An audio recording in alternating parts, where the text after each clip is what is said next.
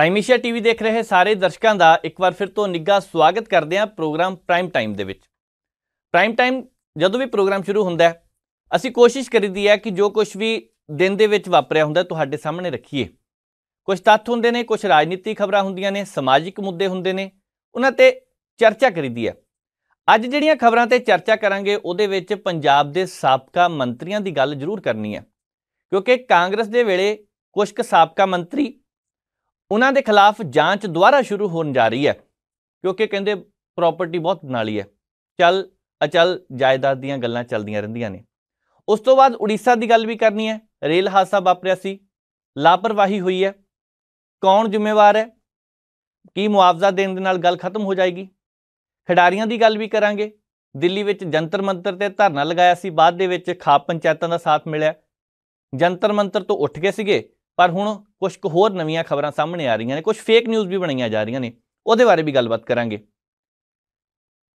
ਇਹਨਾਂ ਸਾਰੀਆਂ ਖਬਰਾਂ ਤੇ ਚਰਚਾ ਕਰਨ ਤੋਂ ਪਹਿਲਾਂ ਇਹ ਵੀ ਦੱਸ ਦਿੰਦੇ ਆ ਕਿ ਪ੍ਰੋਗਰਾਮ ਨੂੰ ਲਾਈਕ ਜ਼ਰੂਰ ਕਰਿਓ, ਸ਼ੇਅਰ ਜ਼ਰੂਰ ਕਰਿਓ। ਜੇਕਰ ਤੁਹਾਡਾ ਕੋਈ ਸੁਝਾਅ ਜਾਂ ਟਿੱਪਣੀ ਆ ਸਾਂਝੀ ਜ਼ਰੂਰ ਕਰਿਆ ਕਰੋ, ਪਰ ਸਹੀ ਭਾਸ਼ਾ ਦਾ ਇਸਤੇਮਾਲ ਕਰਕੇ। ਸ਼ੁਰੂਆਤ ਕਰਦੇ ਹਾਂ ਪ੍ਰੋਗਰਾਮ ਦੀ ਪੰਜਾਬ ਦੇ ਉਹਨਾਂ ਸਾਬਕਾ ਮੰਤਰੀਆਂ ਤੋਂ ਜਿਨ੍ਹਾਂ ਦੇ ਖਿਲਾਫ ਹੁਣ ਸ਼ੁਰੂਆਤ ਜਾਂਚ ਦੀ ਹੋਣ ਲੱਗੀ ਹੈ। ਬਹੁਤ ਸਾਰੇ ਸਿਆਸਤਦਾਨ ਇਸ ਤਰ੍ਹਾਂ ਦੇ ਨੇ ਪੰਜਾਬ ਦੇ ਵਿੱਚ ਜਿਨ੍ਹਾਂ ਨੇ ਸਮੇਂ-ਸਮੇਂ ਤੇ ਪੰਜਾਬ ਨੂੰ ਨੁਕਸਾਨ ਪਹੁੰਚਾਉਣ ਦੀ ਗੱਲ ਕੀਤੀ ਹੈ, ਜਾਂ ਫਿਰ ਇਹ ਕਹਿ ਲਿਆ ਜਾਵੇ ਕਿ ਉਹਨਾਂ ਦੇ ਕਰਕੇ ਪੰਜਾਬ ਦੇ ਲੋਕਾਂ ਦਾ ਨੁਕਸਾਨ ਹੋਇਆ। ਗੱਲ ਇੱਕੋ ਹੀ ਹੈ। ਬਹੁਤ ਸਾਰੇ ਸਿਆਸਤਦਾਨਾਂ ਨੇ ਪੰਜਾਬ ਦੇ ਵਿੱਚ ਪੰਜਾਬ ਨੂੰ ਲੁੱਟਣ ਤੇ ਕੁੱਟਣ ਦੇ ਵਿੱਚ ਕੋਈ ਕਸਰ ਨਹੀਂ ਛੱਡੀ। ਕੁਝ ਕੁ ਸਿਆਸਤਦਾਨ ਚੰਗੇ ਕੰਮ ਕਰਨ ਵਾਲੇ ਵੀ ਹੈਗੇ ਆ, ਵਾਤਾਵਰਨ ਨਾਲ ਪਿਆਰ ਕਰਨ ਵਾਲੇ ਵੀ ਹੈਗੇ ਆ, ਪਰ ਜ਼ਿਆਦਾਤਰ ਉਹ ਨੇ ਜਿਨ੍ਹਾਂ ਨੇ ਆਪਣੇ ਘਰ ਬਣਾਏ, ਬਹੁਤ ਸਾਰੀਆਂ ਥਾਵਾਂ ਤੇ ਪ੍ਰਾਪਰਟੀਆਂ ਲੈ ਲਈਆਂ। ਅੱਜ ਜਿਹੜੇ ਮੰਤਰੀ ਸਾਬਕਾ ਨੇ, ਹੁਣ ਵਿਜੇ ਇੰਦਰ ਸਿੰਗਲਾ, ਉਹਨਾਂ ਦੇ ਖਿਲਾਫ ਜਾਂਚ ਸ਼ੁਰੂ ਹੋਣ ਲੱਗੀ ਹੈ। ਵਿਜੇ ਇੰਦਰ ਸਿੰਗਲਾ ਉਹ ਨੇ ਜਿਹੜੇ ਪੰਜਾਬ ਦੇ ਵਿੱਚ ਜਦੋਂ ਕੈਪਟਨ ਅਮਰਿੰਦਰ ਸਿੰਘ ਦੀ ਸਰਕਾਰ ਸੀ ਉਦੋਂ ਵੀ ਮੰਤਰੀ ਦਾ ਅਹੁਦਾ ਸੀ, ਜਦੋਂ ਚਰਨਜੀਤ ਸਿੰਘ ਚੰਨੀ ਹੋਰਾਂ ਦੀ ਸਰਕਾਰ ਸੀ, ਭਾਵੇਂ 111 ਦਿਨ ਦੀ ਕਹਿੰਦੇ ਆ, 4.5 ਮਹੀਨੇ 4 ਮਹੀਨੇ ਦੀ, ਉਦੋਂ ਵੀ ਉਹਨਾਂ ਦੇ ਕੋਲ ਅਹੁਦਾ ਉਹ ਹੈ। ਤੇ ਉਸ ਵੇਲੇ 17 ਕਰੋੜ ਤੇ 32 ਲੱਖ ਰੁਪਏ ਦੀ ਜਾਇਦਾਦ ਸੀ। ਬਾਅਦ ਦੇ ਵਿੱਚ ਕਹਿੰਦੇ ਆ ਕਿ 2022 ਦੀਆਂ ਵਿਧਾਨ ਸਭਾ ਦੀਆਂ ਚੋਣਾਂ ਆਈਆਂ ਤੇ ਗੱਲ ਚਲਦੀ ਚਲਦੀ ਇਹਨਾਂ ਦੀ ਜਾਇਦਾਦ ਦੀ 18 ਕਰੋੜ ਤੇ 87 ਲੱਖ ਤੱਕ ਪਹੁੰਚ ਗਈ। ਇਹ ਕਿੰਨਾ ਕੁ ਸਹੀ ਹੈ, ਸਾਰਾ ਕੁਝ ਤਾਂ ਜਾਂਚ ਤੋਂ ਪਤਾ ਲੱਗਣਾ, ਪਰ ਵਿਜੀਲੈਂਸ ਨੇ ਬੂਹਾ ਉਹਨਾਂ ਦੇ ਘਰ ਦਾ ਅੱਜ ਖਟਕਾਤਾ ਤੇ ਹੁਣ ਆਉਂਦੇ ਦਿਨਾਂ ਨੂੰ ਮੁਸ਼ਕਲ ਹੋਰ ਵੀ ਵੱਧ ਸਕਦੀ ਹੈ। ਕਾਂਗਰਸ ਦੇ ਸਾਬਕਾ ਮੰਤਰੀਆਂ ਦੇ ਖਿਲਾਫ ਇਹ ਜਾਂਚ ਚੱਲਦੀ ਪਈ ਹੈ। ਤੁਸੀਂ ਦੇਖੋ, ਪਹਿਲਾਂ ਭਾਰਤ ਭੂਸ਼ਣ ਆਸ਼ੂ ਤੋਂ ਕੰਮ ਸ਼ੁਰੂ ਹੁੰਦਾ ਹੈ। ਬੜੇ ਸਾਧੂ ਸੁਭਾਅ ਦੇ ਸਾਧੂ ਸਿੰਘ ਧਰਮਸ਼ੋਤ ਤੱਕ ਗੱਲ ਗਈ। ਸੁੰਦਰ ਸ਼ਾਮ ਅਰੋੜਾ ਦੀ ਚਰਚਾ ਬਹੁਤ ਚੱਲਦੀ ਰਹੀ, ਕਿਉਂਕਿ ਅੱਜ ਕੱਲ੍ਹ ਤਾਂ ਸਿਆਸਤਦਾਨ ਇਹ ਵੀ ਕਹਿੰਦੇ ਔਖੇ ਕਾਹਤੋਂ ਹੋਣਾ ਕਿਸੇ ਨੂੰ, ਗੱਡੀ ਦੇ ਵਿੱਚ ਹੀ ਪੈਸੇ ਗਿਣਨ ਵਾਲੀ ਮਸ਼ੀਨ ਰੱਖ ਲੈਂਦੇ ਆ, ਤੇ ਪੈਸੇ ਰੱਖਣ ਵਾਲੀਆਂ ਮਸ਼ੀਨਾਂ ਫੜੀਆਂ ਵੀ ਗਈਆਂ ਸੀਗੀਆਂ। ਹੋਰ ਵੀ ਕਈ ਸਿਆਸਤਦਾਨ ਜਿਨ੍ਹਾਂ ਦੇ ਖਿਲਾਫ ਜਾਂਚ ਚੱਲੀ, ਦਰਖਤ ਵੀ ਖਾ ਗਏ ਸੀ ਕਈ, ਬਾੜ ਜਿਹੜੀ ਕੀਤੀ ਹੁੰਦੀ ਹੈ ਟਾਂਡੇ ਵਾਲੇ ਪਾਸਿਓਂ ਸੀ, ਉੜਮੁੜ ਪਾਸਿਓਂ, ਗਿਲਜੀਆਂ ਸਾਹਿਬ, ਉਹਨਾਂ ਤੇ ਵੀ ਬਹੁਤ ਸਾਰੇ ਦੋਸ਼ ਲੱਗੇ। ਹਾਲਾਂਕਿ ਕਈ ਦੋਸ਼ ਵਿੱਚੋਂ ਅਜੇ ਤੱਕ ਕੇਸ ਚੱਲਦੇ ਪਏ ਆ। ਇਹ ਕਾਨੂੰਨ ਨੇ ਤੈਅ ਕਰਨਾ ਕੌਣ ਗਲਤ ਹੈ ਕੌਣ ਨਹੀਂ, ਪਰ ਜਿਸ ਹਿਸਾਬ ਦੇ ਨਾਲ ਆਮ ਲੋਕ ਇੱਕ ਸਵਾਲ ਬਾਰ-ਬਾਰ ਪੁੱਛਦੇ ਆ ਕਿ ਇਹਨਾਂ ਸਿਆਸਤਦਾਨਾਂ ਦੇ ਮਿਹਦੇ ਇੰਨੇ ਮਜ਼ਬੂਤ ਨੇ, ਸੜਕਾਂ ਖਾ ਗਏ, ਉਸ ਤੋਂ ਬਾਅਦ ਬਜਰੀ, ਰੇਤਾ, ਲੋਹਾ, ਸਰੀਆ, ਕਈ ਕੁਛ, ਸਾਰਾ ਕੁਝ ਚੱਪ ਗਏ, ਪਰ ਫਿਰ ਵੀ ਪੰਜਾਬ ਦੇ ਵਿਕਾਸ ਵੱਲ ਧਿਆਨ ਬਹੁਤਿਆਂ ਨੇ ਨਹੀਂ ਦਿੱਤਾ। ਸਵਾਲ ਇਹ ਵੀ ਉੱਠਦਾ ਪਿਆ, ਜਿਸ ਵੇਲੇ ਜਿਹੜੀ ਸਰਕਾਰ ਸੀ ਉਸ ਵੇਲੇ ਦੇ ਜਿਹਦੇ ਹੱਥ ਕਮਾਨ ਸੀ, ਕਿ ਉਹਦੇ ਖਿਲਾਫ ਵੀ ਕਾਰਵਾਈ ਹੋਏਗੀ। ਹੋ ਸਕਦਾ ਹੋ ਜਾਵੇ ਆਉਣ ਵਾਲੇ ਦਿਨਾਂ ਨੂੰ, ਕੋਈ ਵੱਡੀ ਗੱਲ ਨਹੀਂ। 2000 ਤੋਂ ਲੈ ਕੇ ਕਈ ਵਾਰ ਇਹ ਚਰਚਾ ਚੱਲੀ ਹੈ ਕਿ 2000 ਤੋਂ ਲੈ ਕੇ ਉਸ ਤੋਂ ਬਾਅਦ ਦੀਆਂ ਜਿਹੜੀਆਂ ਵੀ ਸਰਕਾਰਾਂ ਆਈਆਂ, ਤੁਸੀਂ ਪਿੰਡਾਂ ਨੂੰ ਵੀ ਜਾ ਕੇ ਦੇਖੋ, ਪੰਚਾਂ ਸਰਪੰਚਾਂ ਦੀ, ਉਹਨਾਂ ਦੀ ਵੀ ਜਾਂਚ ਹੋਣੀ ਚਾਹੀਦੀ ਹੈ। ਸਾਰੇ ਸਰਪੰਚ ਦੋਸ਼ਾਂ ਨਾਲ ਘਿਰੇ ਹੋਏ ਨਹੀਂ, ਸਾਰੇ ਸਰਪੰਚਾਂ ਦੇ ਉੱਪਰ ਥੱਬਾ ਨਹੀਂ ਲੱਗਦਾ ਕੋਈ ਵੀ, ਸਾਰੇ ਇਮਾਨਦਾਰ ਨਹੀਂ, ਤੇ ਬਹੁਤੇ ਇਸ ਤਰ੍ਹਾਂ ਦੇ ਵੀ ਨੇ ਜਿਨ੍ਹਾਂ ਨੇ ਘਪਲੇ ਕੀਤੇ ਆ। ਤੇ ਜੇਕਰ ਇਹ ਘਪਲੇ ਉਹਨਾਂ ਨੇ ਵੀ ਕੀਤੇ ਆ ਤੇ ਮੈਨੂੰ ਲੱਗਦਾ ਕਿ ਪਿੰਡ ਤੱਕ ਜਾ ਕੇ ਇਹ ਜਾਂਚ ਹੋਣੀ ਚਾਹੀਦੀ ਹੈ, ਕਿਉਂਕਿ ਸਾਨੂੰ ਸਾਰਿਆਂ ਨੂੰ ਪਤਾ ਹੈ ਕਿ ਬਹੁਤ ਸਾਰੀਆਂ ਥਾਵਾਂ ਤੇ ਇਸ ਤਰ੍ਹਾਂ ਦੀਆਂ ਖਬਰਾਂ ਆਉਂਦੀਆਂ ਰਹੀਆਂ ਨੇ ਕਿ ਇਹਨਾਂ ਨੇ ਘਪਲਾ ਕੀਤਾ। ਸੋ ਜੇ ਘਪਲਾ ਕੀਤਾ ਤੇ ਜਾਂਚ ਹੋਣੀ ਚਾਹੀਦੀ ਹੈ। ਹੁਣ ਸਿੰਗਲਾ ਹੋਰਾਂ ਦੇ ਘਰ ਜਦੋਂ ਵਿਜੀਲੈਂਸ ਪਹੁੰਚੀ ਹੈ ਤਾਂ ਸਾਰੇ ਸਬੂਤ, ਸਾਰੇ ਪ੍ਰੂਫ ਇਕੱਠੇ ਕੀਤੇ ਜਾ ਰਹੇ ਨੇ। ਤੇ ਦੂਸਰੇ ਪਾਸੇ ਸਾਬਕਾ ਮੰਤਰੀ ਬਲਵੀਰ ਸਿੰਘ ਸਿੱਧੂ, ਸਿਹਤ ਦਾ ਮਹਿਕਮਾ ਸੀ ਇਹਨਾਂ ਦੇ ਕੋਲ, ਜਦੋਂ ਸੱਤਾ ਦੇ ਵਿੱਚ ਆਏ ਤਾਂ ਬਹੁਤ ਸਾਰੇ ਸਿਆਸਤਦਾਨਾਂ ਨੇ ਇਹ ਗੱਲ ਕਹੀ ਸੀ, ਬਹੁਤ ਸਾਰਿਆਂ ਨੇ, ਕਿ ਅਸੀਂ ਸਿੱਖਿਆ ਨੂੰ ਵੀ ਉੱਪਰ ਚੱਕਾਂਗੇ, ਸਿਹਤ ਨੂੰ ਵੀ ਉੱਪਰ ਚੁੱਕਾਂਗੇ। ਮੌਜੂਦਾ ਸਮੇਂ ਦੀ ਸਰਕਾਰ ਵੀ ਇਹੀ ਗੱਲ ਕਹਿੰਦੀ ਪਈ ਹੈ, ਪਰ ਕੀ ਸਿੱਖਿਆ ਤੇ ਸਿਹਤ ਦੇ ਵਿੱਚ ਸੁਧਾਰ ਹੋਇਆ? ਇਹ ਗੱਲ ਇਸ ਕਰਕੇ ਕਰ ਰਹੇ ਹਾਂ ਕਿ ਅੱਜ ਸਰਕਾਰੀ ਹਸਪਤਾਲਾਂ ਦਾ ਹਾਲ ਜਾ ਕੇ ਦੇਖੋ ਬਾਹਰ ਕੀ ਆ। ਸਰਕਾਰੀ ਹਸਪਤਾਲਾਂ ਦੇ ਬਾਹਰ ਲਾਈਨਾਂ ਲੱਗੀਆਂ ਹੋਈਆਂ ਨੇ, ਮਰੀਜ਼ਾਂ ਨੂੰ ਪੁੱਛਣ ਵਾਲਾ ਕੋਈ ਨਹੀਂ। ਉਹ ਇਸ ਕਰਕੇ ਜਾਂਦੇ ਆ ਕਿ ਪੈਸੇ ਹੈ ਨਹੀਂ ਉਹਨਾਂ ਦੇ ਕੋਲ। ਪਰ ਫਿਰ ਵੀ ਇੱਕ ਪਾਸੇ ਜਦੋਂ ਇਹ ਚਰਚਾ ਚੱਲਦੀ ਹੈ ਕਿ ਨੌਕਰੀ ਜੇਕਰ ਚਾਹੀਦੀ ਹੈ ਸਿਰਫ ਸਰਕਾਰੀ, ਨਾ ਇਲਾਜ ਸਰਕਾਰੀ ਚਾਹੀਦਾ ਤੇ ਨਾ ਹੀ ਸਰਕਾਰੀ ਹੋਰ ਸਕੀਮ ਚਾਹੀਦੀ ਹੈ। ਸਕੀਮਾਂ ਬਹੁਤ ਸਾਰੀਆਂ ਨੇ ਸਰਕਾਰੀ, ਕਈ ਲੋਕਾਂ ਤੱਕ ਪਹੁੰਚ ਜਾਂਦੀਆਂ, ਕਈ ਨਹੀਂ ਪਹੁੰਚਦੀਆਂ, ਪਰ ਬਹੁਤੀਆਂ ਦੱਬ ਵੀ ਲਈਆਂ ਜਾਂਦੀਆਂ। ਪਰ ਅੱਜ ਤੱਕ ਇਹ ਵੀ ਤਾਂ ਦੇਖਿਆ ਜਾਵੇ ਕਿ ਸਿਹਤ ਸਿਸਟਮ ਦੇ ਵਿੱਚ ਸੁਧਾਰ ਕਰਨ ਲਈ ਕਿੰਨੇ ਕੁ ਲੋਕਾਂ ਨੇ ਇਕੱਠੇ ਹੋ ਕੇ ਆਵਾਜ਼ ਚੁੱਕੀ ਹੈ, ਕਿੰਨੇ ਕੁ ਲੋਕਾਂ ਨੇ ਸਿਹਤ ਸਿਸਟਮ ਬਿਲਕੁਲ ਖਤਮ ਹੋ ਚੁੱਕਿਆ ਹਸਪਤਾਲਾਂ ਦੇ ਬਾਹਰ ਆ ਕੇ ਸਰਕਾਰੀ ਹਸਪਤਾਲ ਦੇ ਵਿੱਚ ਜਾ ਕੇ ਇਹ ਮੰਗ ਕੀਤੀ ਹੈ ਕਿ ਇੱਥੇ ਸੁਧਾਰ ਹੋਣਾ ਚਾਹੀਦਾ। ਹਸਪਤਾਲ ਦੇ ਵਿੱਚ ਤਾਂ ਵੈਸੇ ਕੋਈ ਲੈ ਕੇ ਨਾ ਜਾਵੇ ਕਿਉਂਕਿ ਬਹੁਤ ਕੰਮ ਖਰਾਬ ਹੋਇਆ ਪਿਆ। ਕੁਝ ਕੁ ਨਿੱਜੀ ਹਸਪਤਾਲ ਇਸ ਤਰ੍ਹਾਂ ਦੇ ਨੇ ਜਦੋਂ ਤੱਕ ਬੰਦੇ ਦੇ ਕੱਪੜੇ ਨਹੀਂ ਨਾ ਉਤਰਦੇ ਉਦੋਂ ਤੱਕ ਕੰਮ ਨਹੀਂ ਖਤਮ ਹੁੰਦਾ, ਚੈਨ ਨਹੀਂ ਮਿਲਦੀ। ਪਰ ਸਾਨੂੰ ਸਾਰਿਆਂ ਨੂੰ ਪਤਾ ਹੈ ਵੱਖ-ਵੱਖ ਜ਼ਿਲ੍ਹਿਆਂ ਦੇ ਵਿੱਚ ਹਸਪਤਾਲਾਂ ਤੋਂ ਇਹ ਖਬਰਾਂ ਆਉਂਦੀਆਂ ਰਹੀਆਂ ਨੇ ਕਿ ਉੱਥੇ ਇਲਾਜ ਸਹੀ ਤਰੀਕੇ ਨਾਲ ਨਹੀਂ ਕੀਤਾ ਜਾਂਦਾ, ਲੋਕਾਂ ਦੀ ਸੁਣੀ ਨਹੀਂ ਜਾਂਦੀ, ਗਰੀਬ ਬੰਦਾ ਹੀ ਉੱਥੇ ਪਹੁੰਚਦਾ। ਚਲੋ ਇਹ ਵੀ ਉਹਨਾਂ ਤੇ ਛੱਡ ਦਿੰਦੇ ਆ, ਸਰਕਾਰਾਂ ਤੇ ਛੱਡ ਦਿੰਦੇ ਕਿ ਸਰਕਾਰਾਂ ਨੇ ਇਹਨੂੰ ਕਿੱਦਾਂ ਤਰੀਕੇ ਨਾਲ ਹੈਂਡਲ ਕਰਨਾ। ਪਰ ਹੁਣ ਸਾਬਕਾ ਸਿਹਤ ਮੰਤਰੀ ਬਲਵੀਰ ਸਿੰਘ ਸਿੱਧੂ ਹੋਰਾਂ ਦੇ ਖਿਲਾਫ ਵੀ ਜਾਂਚ ਸ਼ੁਰੂ ਹੋ ਚੁੱਕੀ ਹੈ। ਕੁਝ ਕੁ ਸਿਆਸਤਦਾਨ ਇਸ ਤਰ੍ਹਾਂ ਦੇ ਨੇ ਜਿਹੜੇ ਕਹਿੰਦੇ ਅਸੀਂ ਇਮਾਨਦਾਰੀ ਨਾਲ ਕੰਮ ਕਰਦੇ ਹਾਂ, ਸਾਡੇ ਪੁਰਖਿਆਂ ਨੇ ਸਾਨੂੰ ਬਣਾ ਕੇ ਦਿੱਤਾ। ਬਿਲਕੁਲ ਪੁਰਖਿਆਂ ਨੇ ਬਣਾ ਕੇ ਦਿੱਤਾ ਹੋ ਸਕਦਾ ਹੈ। ਹੁਣ ਪੁਰਖਿਆਂ ਨੇ ਇਹ ਤਾਂ ਨਹੀਂ ਸੀ ਕਿ 168% ਤੁਹਾਡੀ ਜਿਹੜੀ ਆਮਦਨ ਵੱਧ ਗਈ ਹੈ, ਉਹ ਤਾਂ ਉਹਨਾਂ ਨੇ ਨਹੀਂ ਬਣਾਈ, ਉਹ ਤਾਂ ਤੁਹਾਡੇ ਸਮੇਂ ਬਣੀ ਸੀ। ਬਣੀ ਕਿੱਦਾਂ ਸੀ, ਸੋਰਸ ਕਿਹੜੇ ਸੀ, ਉਹ ਤਾਂ ਜਾਣਨੇ ਚਾਹੀਦੇ ਆ ਨਾ। ਕੁਸ਼ਲਦੀਪ ਸਿੰਘ ਕਿੱਕੀ ਢਿੱਲੋਂ ਉਹ ਵੀ ਕਹਿੰਦੇ ਸੀ ਸਾਡੇ ਪਰਿਵਾਰ ਦਾ ਕਾਰੋਬਾਰ ਹੈ। ਹੋਰ ਵੀ ਕਈ ਸਿਆਸਤਦਾਨ ਕਹਿੰਦੇ ਸੀ ਪਰਿਵਾਰ ਦਾ ਕਾਰੋਬਾਰ ਹੈਗਾ। ਅਸੀਂ ਕਹਿੰਦੇ ਹਾਂ ਕਿ ਹੋਣਾ ਵਧੀਆ ਤਰੀਕੇ ਨਾਲ ਹੋਣਾ ਵੀ ਚਾਹੀਦਾ, ਪਰ ਆਮਦਨ ਕਿੱਦਾਂ ਵਧੀ ਜਾਂਦੀ ਹੈ। ਇੱਕ ਪੰਥਕ ਪਾਰਟੀ ਨਾਲ ਸੰਬੰਧਿਤ ਇੱਕ ਬੀਬਾ ਜੀ ਵੀ ਹੈਗੀ ਹੈ, ਕੇਂਦਰ ਦੇ ਵਿੱਚ ਵੀ ਮੰਤਰੀ ਹੈ, ਉਹਨਾਂ ਦੀ ਵੀ ਤਾਂ ਆਮਦਨ ਵਧੀ ਹੈ।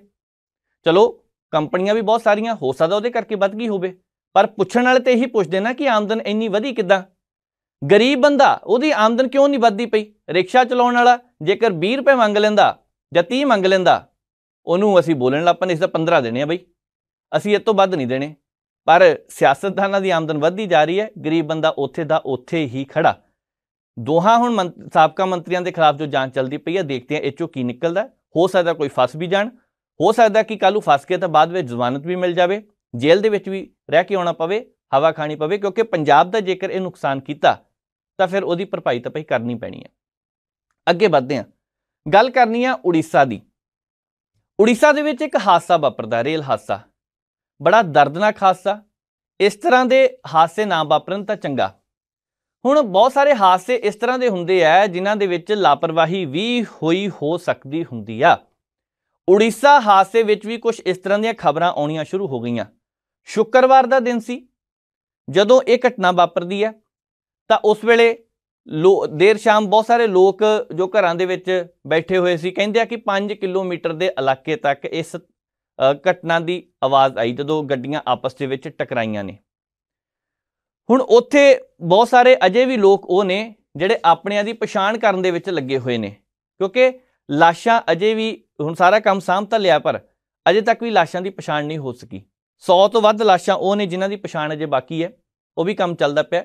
ਹੋ ਸਕਦਾ DNA ਦੇ ਆਧਾਰ ਤੇ ਉਹਦੀ ਜਾਂਚ ਕੀਤੀ ਜਾਵੇ। ਉੱਥੇ ਤੱਕ ਪਹੁੰਚ ਕਰਨ ਨੂੰ ਵੀ ਲੋਕ ਡਰਦੇ ਪਏ ਨੇ ਕਿਉਂਕਿ ਇਸ ਤਰ੍ਹਾਂ ਦਾ ਮੰਜ਼ਰ ਸੀ ਅੱਖਾਂ ਦੇ ਮੂਹਰੇ ਜੋ ਬਣ ਗਿਆ।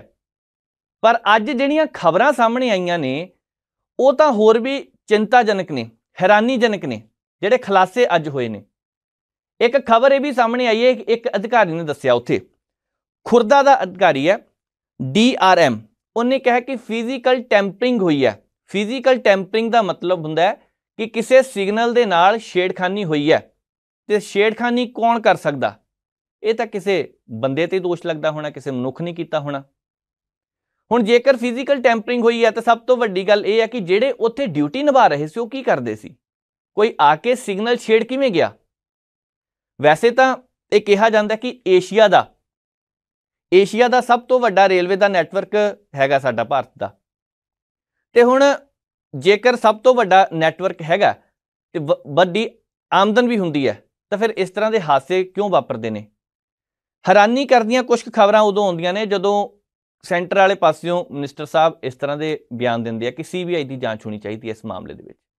CBI ਦੀ ਜਾਂਚ ਕੀ ਇਸ ਮਾਮਲੇ ਵਿੱਚ ਹੋਣੀ ਚਾਹੀਦੀ ਹੈ ਜਾਂ ਨਹੀਂ ਹੋਣੀ ਚਾਹੀਦੀ, ਇਹਨੂੰ ਲੈ ਕੇ ਵਿਰੋਧੀ ਧਿਰਾਂ ਵੀ ਸਵਾਲ ਖੜੇ ਕਰ ਰਹੀਆਂ ਨੇ। ਉਹ ਕਹਿੰਦੇ ਆ ਕਿਉਂ? CBI ਦੀ ਜਾਂਚ ਇਸ ਮਾਮਲੇ 'ਚ ਕਿਉਂ ਹੋਣੀ ਚਾਹੀਦੀ, ਕਿਉਂਕਿ CBI ਦਾ ਕੰਮ ਇਹ ਨਹੀਂਗਾ, ਪਰ ਸਿਫਾਰਿਸ਼ ਕੀਤੀ ਗਈ ਸੀ ਇਸ ਚੀਜ਼ ਦੀ।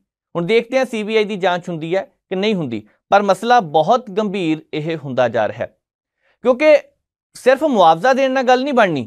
ਕਿਸੇ ਨੂੰ 2 ਲੱਖ ਦੇ ਦਿਓ, ਕਿਸੇ ਨੂੰ 5 ਲੱਖ ਦੇ ਦਿਓ। ਪਿਛਲੇ ਹਾਦਸਿਆਂ ਤੋਂ ਸਬਕ ਕਿਉਂ ਨਹੀਂ ਸਿੱਖਿਆ ਜਾਂਦਾ? ਪੱਛਮੀ ਬੰਗਾਲ ਦੇ ਵਿੱਚ ਹਾਦਸਾ ਹੋਇਆ ਸੀ, ਸੈਂਕੜੇ ਮੌਤਾਂ ਹੋਈਆਂ, ਉੱਥੇ ਸੈਂਕੜੇ ਮੌਤਾਂ ਹੋ ਗਈਆਂ। ਉਸ ਹਾਦਸੇ ਦੇ ਕਾਰਨ ਕਹਿਤਾ ਕਿ ਜਾਂਚ ਕੀਤੀ ਜਾਵੇਗੀ, ਜਾਂਚ ਚੱਲਦੀ ਵੀ ਹੋਣੀ ਹੈ, ਕਿਤੇ ਨਾ ਕਿਤੇ ਫਾਈਲ ਪਈ ਵੀ ਹੋਣੀ ਹੈ, ਪਰ ਕੀ ਉਹਨਾਂ ਦੋਸ਼ੀਆਂ ਨੂੰ ਸਜ਼ਾ ਮਿਲ ਗਈ ਹੁਣ ਤੱਕ? ਮੌਜੂਦਾ ਸਮੇਂ ਦੇ ਵਿੱਚ ਇਸ ਹਾਦਸੇ ਦੇ ਵਿੱਚ ਜਿਹੜੇ ਦੋਸ਼ੀ ਹੈ, ਕੀ ਉਹਨਾਂ ਨੂੰ ਸਜ਼ਾ ਮਿਲੇਗੀ ਜਾਂ ਸਜ਼ਾ ਮਿਲ ਗਈ ਹੈ? ਮਿਲੀ ਤਾਂ ਜੇ ਨਹੀਂ ਗਈ, ਪਰ ਜਾਂਚ ਚੱਲਦੀ ਪਈ ਹੈ। ਕੀ ਜਾਂਚ ਪੂਰੀ ਹੋਣ ਤੋਂ ਬਾਅਦ ਸਜ਼ਾ ਮਿਲ ਜਾਵੇਗੀ? ਇਹ ਸਭ ਤੋਂ ਵੱਡਾ ਸਵਾਲ ਹੈ। ਕਾਂਗਰਸ ਨੇ ਹਾਦਸੇ ਦੀ ਜਾਂਚ CBI ਨੂੰ ਸੌਂਪੇ ਜਾਣ ਦੇ ਉੱਪਰ ਸਵਾਲ ਚੁੱਕੇ ਨੇ। ਇਲੈਕਟ੍ਰੋਨਿਕ ਇੰਟਰਲੌਕਿੰਗ ਸਿਸਟਮ ਜਿਹੜਾ ਬਣਿਆ ਹੋਇਆ, ਉਹ ਉਸ ਇਲਾਕੇ ਦੇ ਵਿੱਚ ਕਿਉਂ ਨਹੀਂ ਸੀਗਾ? ਸਭ ਤੋਂ ਵੱਡੀ ਗੱਲ ਤਰਾਸਦੀ ਇਹ ਵੀ ਹੈ ਕਿ ਟੈਕਸਾਂ ਦੇ ਰੂਪ ਦੇ ਵਿੱਚ ਭਾਰਤ ਦੇ ਲੋਕਾਂ ਤੋਂ ਸਭ ਤੋਂ ਵੱਧ ਪੈਸਾ ਇਕੱਠਾ ਹੁੰਦਾ ਹੈ। ਵਿਸ਼ਵ ਦੇ ਕਈ ਦੇਸ਼ਾਂ ਤੋਂ ਹੁੰਦਾ ਵੈਸੇ, ਪਰ ਇੱਥੇ ਕਈ ਦੇਸ਼ ਇੱਦਾਂ ਦੇ ਵੀ ਹੈ ਜਿੱਥੇ ਰੇਲਵੇ ਦਾ ਸਫ਼ਰ ਵੀ ਮੁਫਤ ਹੈ, ਉੱਥੇ ਬੱਸ ਦਾ ਸਫ਼ਰ ਵੀ ਮੁਫਤ ਆ। ਲਕਸਮਬਰਗ ਵਰਗੇ ਦੇਸ਼ ਹੈਗੇ ਆ। ਹੁਣ ਹੋ ਸਕਦਾ ਕਾਨੂੰਨ ਬਦਲ ਗਏ ਹੁਣ, ਪਰ ਇੱਕ ਸਮਾਂ ਸੀ ਜਦੋਂ ਬੱਸ ਦਾ ਤੇ ਟ੍ਰੇਨ ਦਾ ਬਿਲਕੁਲ ਕਿਰਾਇਆ ਨਹੀਂ ਲਿਆ ਜਾਂਦਾ ਸੀ। ਕਹਿੰਦੇ ਪੈਸੇ ਲੋਕਾਂ ਦੇ ਆ ਤੇ ਅਸੀਂ ਲੋਕਾਂ ਲਈ ਹੀ ਇਹ ਕੰਮ ਕਰਨਾ, ਲੋਕਾਂ ਤੇ ਹੀ ਇਹ ਪੈਸਾ ਲਗਾਉਣਾ। ਹੁਣ ਭਾਰਤ ਵਿੱਚ ਜਦੋਂ ਇਸ ਤਰ੍ਹਾਂ ਦੇ ਹਾਦਸੇ ਵਾਪਰਦੇ ਨੇ, ਕੋਈ ਸਬਕ ਨਹੀਂ ਲੱਗਦਾ, ਸਿੱਖਿਆ ਜਾਂਦਾ। ਜਿਹੜੇ ਇਲੈਕਟ੍ਰੋਨਿਕ ਇੰਟਰਲੌਕਿੰਗ ਸਿਸਟਮ ਦੀ ਮੈਂ ਗੱਲ ਕਰ ਰਿਹਾ, ਹੁਣ ਇਹਦਾ ਮਤਲਬ ਹੈ ਕਿ ਇਸ ਸਿਸਟਮ ਦੇ ਵਿੱਚ ਆਉਣ ਵਾਲੇ ਸਮੇਂ 'ਚ ਸੁਧਾਰ ਕਰਨ ਦੀ ਜ਼ਰੂਰਤ ਹੈ। ਤਰਾਸਦੀ ਇੱਕ ਇਹ ਵੀ ਹੈ ਕਿ ਆਲੇ ਦੁਆਲੇ ਕਦੀ ਅਵਾਰਾ ਪਸ਼ੂ ਆ ਜਾਂਦਾ, ਗੱਡੀ 'ਚ ਟਕਰਾ ਜਾਂਦਾ। ਦੇਸ਼ ਦੇ ਬਹੁਤ ਵੱਡੇ ਸਿਆਸਤਦਾਨ ਹਰੀ ਝੰਡੀ ਦੇ ਕੇ ਗੱਡੀ ਨੂੰ ਤੋੜਦੇ ਆ, ਚੌਥੇ ਦਿਨ ਖਬਰ ਆ ਜਾਂਦੀ ਹੈ ਕਿ ਅੱਗੇ ਅਵਾਰਾ ਪਸ਼ੂ ਆ ਗਿਆ। ਹੁਣ ਕਹਿੰਦੇ ਅਵਾਰਾ ਪਸ਼ੂ ਨਹੀਂ ਕਹਿਣਾ, ਬੇਸਹਾਰਾ ਪਸ਼ੂ ਕਹਿਣਾ। ਠੀਕ ਹੈ, ਬੇਸਹਾਰਾ ਪਸ਼ੂ ਆ ਗਿਆ। ਕਦੀ ਇਹ ਖਬਰ ਆ ਜਾਂਦੀ ਹੈ ਕਿ ਟ੍ਰੇਨ ਦੇ ਹੇਠਲੇ ਪਾਸੇ ਪਸ਼ੂ ਫਸ ਗਿਆ, ਹਾਦਸਾ ਵਾਪਰ ਜਾਂਦਾ। ਪਰ ਜਦੋਂ ਤੱਕ ਇਹ ਸਾਰੀਆਂ ਚੀਜ਼ਾਂ ਨੂੰ ਕੰਟਰੋਲ ਨਹੀਂ ਕੀਤਾ ਜਾਂਦਾ, ਇਸ ਤਰ੍ਹਾਂ ਦੇ ਹਾਦਸੇ ਵਾਪਰਦੇ ਰਹਿ ਸਕਦੇ ਨੇ। ਸਿਸਟਮ ਵਿੱਚ ਥੋੜ੍ਹਾ ਜਿਹਾ ਸੁਧਾਰ ਕਰਨ ਦੀ ਜ਼ਰੂਰਤ ਹੈ। ਸਾਨੂੰ ਸਾਰਿਆਂ ਨੂੰ ਪਤਾ ਹੈ ਕਿ ਸਿਸਟਮ ਨੂੰ ਸੈੱਟ ਕਰਨ ਲਈ ਵੀ ਸਾਨੂੰ ਸਾਰਿਆਂ ਨੂੰ ਇਕੱਠੇ ਹੋ ਕੇ ਚੱਲਣਾ ਪੈਣਾ। ਕਿਸੇ ਇੱਕ ਬੰਦੇ ਦਾ ਕੰਮ ਨਹੀਂ, ਕਿਸੇ ਇੱਕ ਸਿਆਸਤਦਾਨ ਦਾ ਕੰਮ ਨਹੀਂ, ਪਰ ਫਿਰ ਵੀ ਜੇਕਰ ਚੱਲਣਾ ਹੱਥ ਨੂੰ ਹੱਥ ਹੁੰਦਾ, ਸਾਰਿਆਂ ਨੂੰ ਇਕੱਠੇ ਹੋ ਕੇ ਹੀ ਚੱਲਣਾ ਪੈਣਾ। ਇੱਕ ਹੋਰ ਇਸ ਮਾਮਲੇ ਤੇ ਹੁਣ ਇੱਕ ਆਡੀਓ ਵਾਇਰਲ ਹੋ ਰਹੀ ਹੈ। ਆਡੀਓ ਦੇ ਵਿੱਚ ਇੱਕ ਅਧਿਕਾਰੀ ਇਹ ਗੱਲ ਕਰ ਰਿਹਾ ਕਿ ਹਾਦਸਾ ਅੱਗੇ ਵਾਪਰ ਜਾਣਾ ਕਿਉਂਕਿ ਕੰਮ ਚੱਲ ਰਿਹਾ ਹੈ, ਜਾਂ ਹਾਦਸਾ ਵਾਪਰ ਗਿਆ। ਇਹ ਗੱਲ ਉਹਨਾਂ ਨੇ ਕੀਤੀ ਹੈ, ਕੁਛ ਇਸ ਤਰ੍ਹਾਂ ਦੀ ਆਡੀਓ ਚਰਚਾ ਦੇ ਵਿੱਚ ਹੈ। ਪਰ ਇਸ ਆਡੀਓ ਦੀ ਜਾਂਚ ਹੋਣੀ ਚਾਹੀਦੀ ਹੈ। ਐਵੇਂ ਕੋਈ ਇਦਾਂ ਨਾ ਹੋਵੇ ਕਿ ਕਿਸੇ ਦਾ ਕਸੂਰ ਹੋਵੇ ਨਾ, ਦੋਸ਼ ਕਿਸੇ ਦਾ ਹੋਵੇ ਨਾ, ਤੇ ਐਂ ਸੁੱਕਾ ਹੀ ਬੰਦਾ ਰਗੜ ਦਿਓ। ਨਹੀਂ, ਸਾਰੀ ਜਾਂਚ ਹੋਣੀ ਚਾਹੀਦੀ ਹੈ। ਸੋਸ਼ਲ ਮੀਡੀਆ ਤੇ ਵੈਸੇ ਵੀ ਬਹੁਤ ਕੁਝ ਅੱਜ ਕੱਲ੍ਹ ਇਸ ਤਰ੍ਹਾਂ ਦਾ ਆਉਂਦਾ ਰਹਿੰਦਾ, ਜਿਹਦੀ ਜਾਂਚ ਕੀਤੇ ਤੋਂ ਬਿਨਾਂ ਲੋਕ ਯਕੀਨ ਕਰ ਲੈਂਦੇ ਆ। ਉਹਦੀ ਵੀ ਅਸੀਂ ਗੱਲ ਕਰਾਂਗੇ ਅੱਜ, ਕਿਉਂਕਿ ਜ਼ਰੂਰੀ ਹੈ ਇਹ ਕਿ ਲੋਕਾਂ ਨੂੰ ਸੋਸ਼ਲ ਮੀਡੀਆ ਜੇਕਰ ਵਰਤਦੇ ਪਏ ਹੈ, ਇਹਦੀ ਨੈਟਵਰਕ ਵੀ ਵੱਧਦੀ ਜਾ ਰਹੀ ਹੈ, ਇੱਧਰ ਵੀ ਧਿਆਨ ਦੇਣਾ ਚਾਹੀਦਾ। ਉੜੀਸਾ ਹਾਦਸੇ ਦੀ ਜਾਂਚ ਤਾਂ ਹੋਣੀ ਚਾਹੀਦੀ ਹੈ, ਪਰ ਦੋਸ਼ੀ ਵੀ ਬਖਸ਼ੇ ਨਹੀਂ ਜਾਣੇ ਚਾਹੀਦੇ। ਅੱਗੇ ਵੱਧਦੇ ਹਾਂ। ਹੁਣ ਜਿਹੜੀ ਗੱਲ ਕਰਨੀ ਹੈ ਉਹ ਵੀ ਬੜੀ ਚਿੰਤਾ ਵਾਲੀ ਹੈ। ਚਿੰਤਾ ਇਸ ਕਰਕੇ ਹੈ, ਪੰਜਾਬ ਦੇ ਬਹੁਤ ਸਾਰੇ ਇਸ ਤਰ੍ਹਾਂ ਦੇ ਮਸਲੇ ਨੇ ਜੋ ਸਮੇਂ-ਸਮੇਂ ਤੇ ਚੁੱਕੇ ਜਾਣੇ ਚਾਹੀਦੇ ਨੇ। ਚਾਹੇ ਧਰਮ ਕੋਈ ਵੀ ਹੋਵੇ, ਜਾਤ ਕੋਈ ਵੀ ਹੋਵੇ, ਸਿੱਖ ਧਰਮ ਨਾਲ ਸੰਬੰਧਿਤ ਮਸਲੇ ਹੋਣ, ਚਾਹੇ ਕਿਸੇ ਖਾਸ ਵਿਸ਼ੇਸ਼ ਭਾਈਚਾਰੇ ਨਾਲ ਸੰਬੰਧਿਤ ਹੋਣ, ਉਹਨਾਂ ਮਸਲਿਆਂ ਨੂੰ ਚੁੱਕਿਆ ਜਾਣਾ ਚਾਹੀਦਾ ਤੇ ਉਹਨਾਂ ਦਾ ਹੱਲ ਵੀ ਹੋਣਾ ਚਾਹੀਦਾ।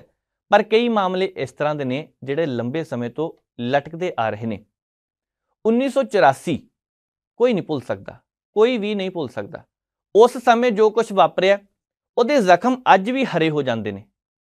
ਅੱਜ ਵੀ ਕੁਝ ਇਸ ਤਰ੍ਹਾਂ ਦੇ ਪਰਿਵਾਰ ਨੇ ਜਿਨ੍ਹਾਂ ਦੇ ਨਾਲ ਇਹ ਸਾਰਾ ਕੁਝ ਵਾਪਰਿਆ ਸੀ, ਉਹ ਜਦੋਂ ਉਸ ਘਟਨਾ ਨੂੰ ਯਾਦ ਕਰਦੇ ਨੇ ਤਾਂ ਉਹਨਾਂ ਦੇ ਰੌਂਗਟੇ ਖੜੇ ਹੋ ਜਾਂਦੇ ਨੇ, ਲੂ ਕੰਡੇ ਖੜੇ ਹੋ ਜਾਂਦੇ ਨੇ ਉਹਨਾਂ ਦੀ ਕਹਾਣੀ ਸੁਣ ਕੇ, ਪਰਿਵਾਰ ਵਾਲਿਆਂ ਦੀ।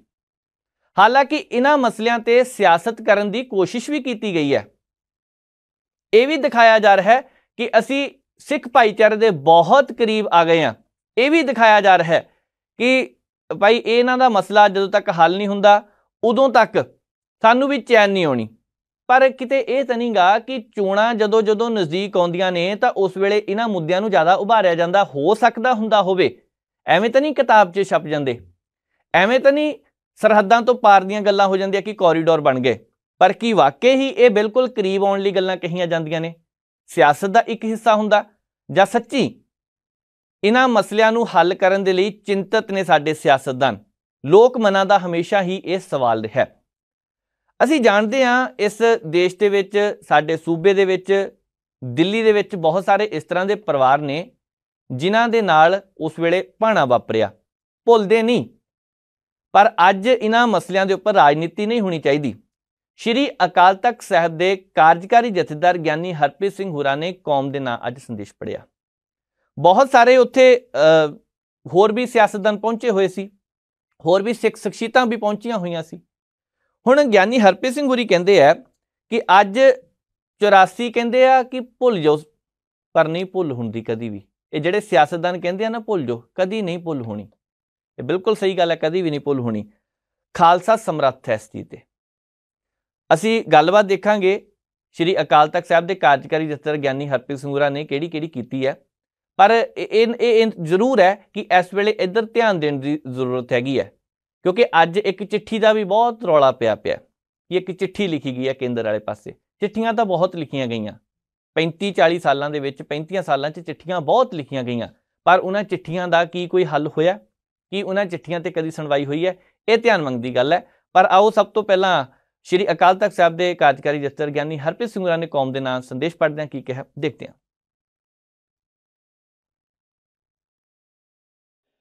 अज असी सन 1984 दे विच जो दुखांत वापरिया घल्लूघारे दा, उहदी याद दे विच जुड़े बैठे हैं।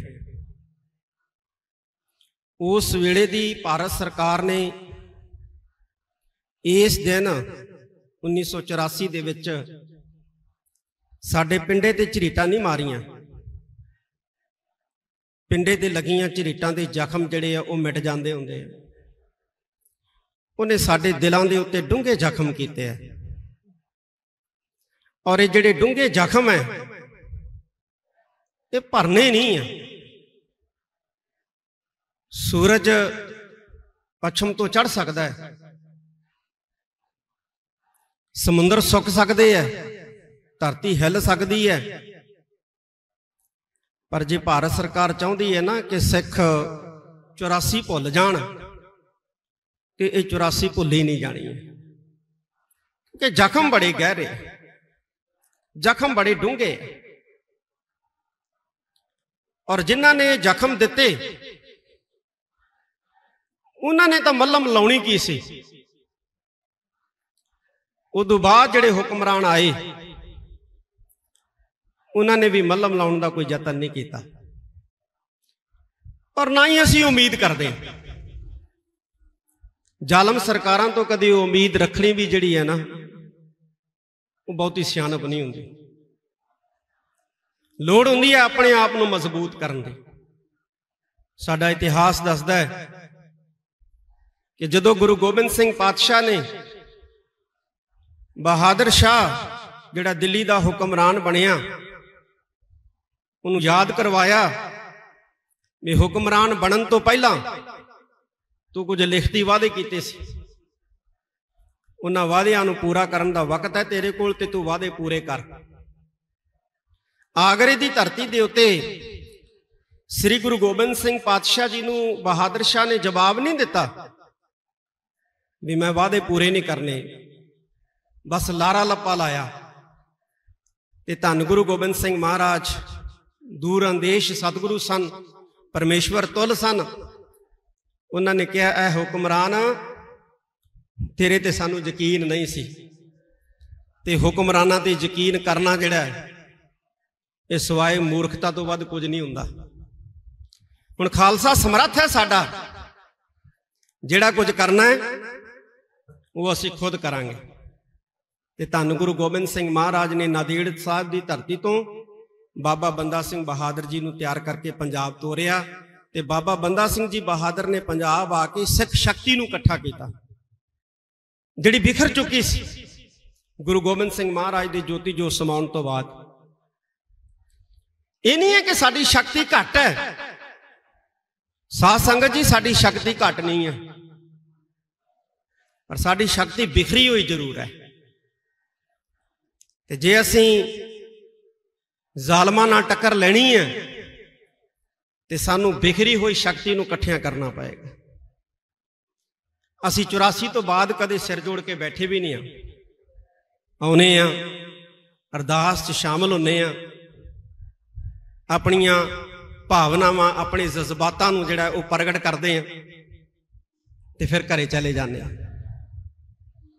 ਅੱਜ ਲੋੜ ਹੈ ਕਿ ਅਸੀਂ ਸਿੱਖ ਸ਼ਕਤੀ ਨੂੰ ਇਕੱਠਾ ਕਰੀਏ।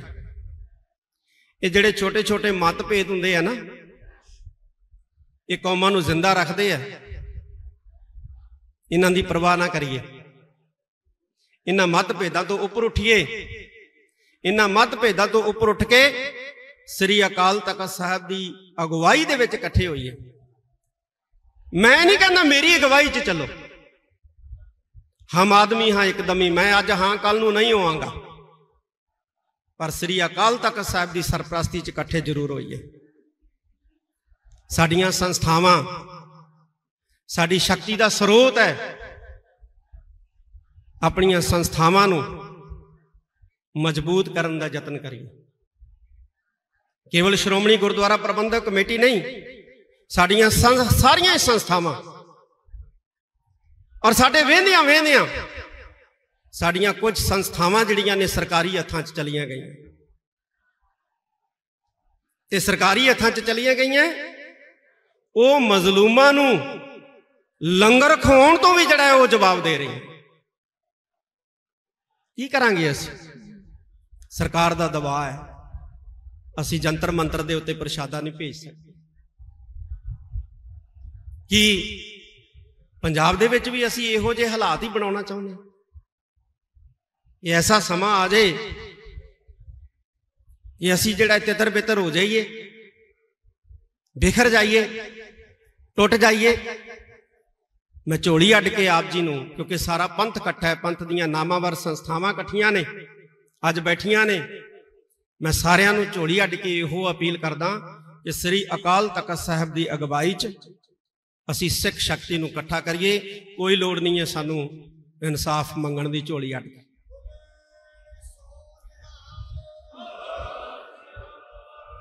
ਨਹੀਂ ਦੇਣਾ ਉਹਨਾਂ ਨੇ ਤਾਂ ਬਰਤਾਂਤ ਸਿਰਜਣਾ ਸ਼ੁਰੂ ਕਰ ਦਿੱਤਾ। ਮੈਂ ਸੰਤਾਂ ਦੇ ਜਨਮ ਭੂਮੀ ਦੇ ਉੱਤੇ ਵੀ ਸ਼ਬਦ ਕਹੇ ਸੀ ਕਿ ਉਹਨਾਂ ਨੇ ਤਾਂ ਬਰਤਾਂਤ ਸਿਰਜਣਾ ਸ਼ੁਰੂ ਕਰਤਾ ਕਿ ਸਿੱਖਾਂ ਦਾ ਕੀ ਹੈ, ਇਹ ਤਾਂ ਘਟ ਗਏ ਨੇ। ਸਰਕਾਰ ਨਹੀਂ ਬਣ ਸਕਦੀ ਸਿੱਖਾਂ ਦੇ ਬਲ ਤੇ ਪੰਜਾਬ 'ਚ। ਇਹ ਬਰਤਾਂਤ ਸਿਰਜਣਾ ਸ਼ੁਰੂ ਕਰਤਾ। ਅਸੀਂ ਇਸ ਬਰਤਾਂਤ ਨੂੰ ਤੋੜਨਾ ਹੈ। ਮੈਂ ਜਿੰਨੇ ਵੀ ਸਾਡੇ ਸਾਧੂ ਮਹਾਤਮਾ ਨੇ, ਸਾਬਕਾ ਸਿੰਘ ਸਾਹਿਬਾਨ ਨੇ, ਜਿੰਨੇ ਵੀ ਪ੍ਰਚਾਰਕ ਨੇ, ਚਾਹੇ ਦਮਦਮੀ ਟਕਸਾਲ ਨਾਲ ਸੰਬੰਧਿਤ ਹੈ, ਚਾਹੇ ਮਿਸ਼ਨਰੀ ਕਾਲਜਾਂ ਨਾਲ ਸੰਬੰਧਿਤ ਹੈ, ਮੈਂ ਸਭ ਨੂੰ ਇਹੋ ਅਪੀਲ ਕਰਦਾ ਕਿ ਕਾਫਲਾ ਬਣ ਕੇ ਤੁਰੀਏ ਪੰਜਾਬ ਦੇ ਪਿੰਡਾਂ ਦੇ ਵਿੱਚ, ਕਿਉਂਕਿ ਸਾਡੀ ਸ਼ਕਤੀ ਦਾ ਜਿਹੜਾ ਮੁੱਖ ਸਰੋਤ ਹੈ ਉਹ ਪਿੰਡਾਂ ਦੇ ਵਿੱਚ ਹੈ।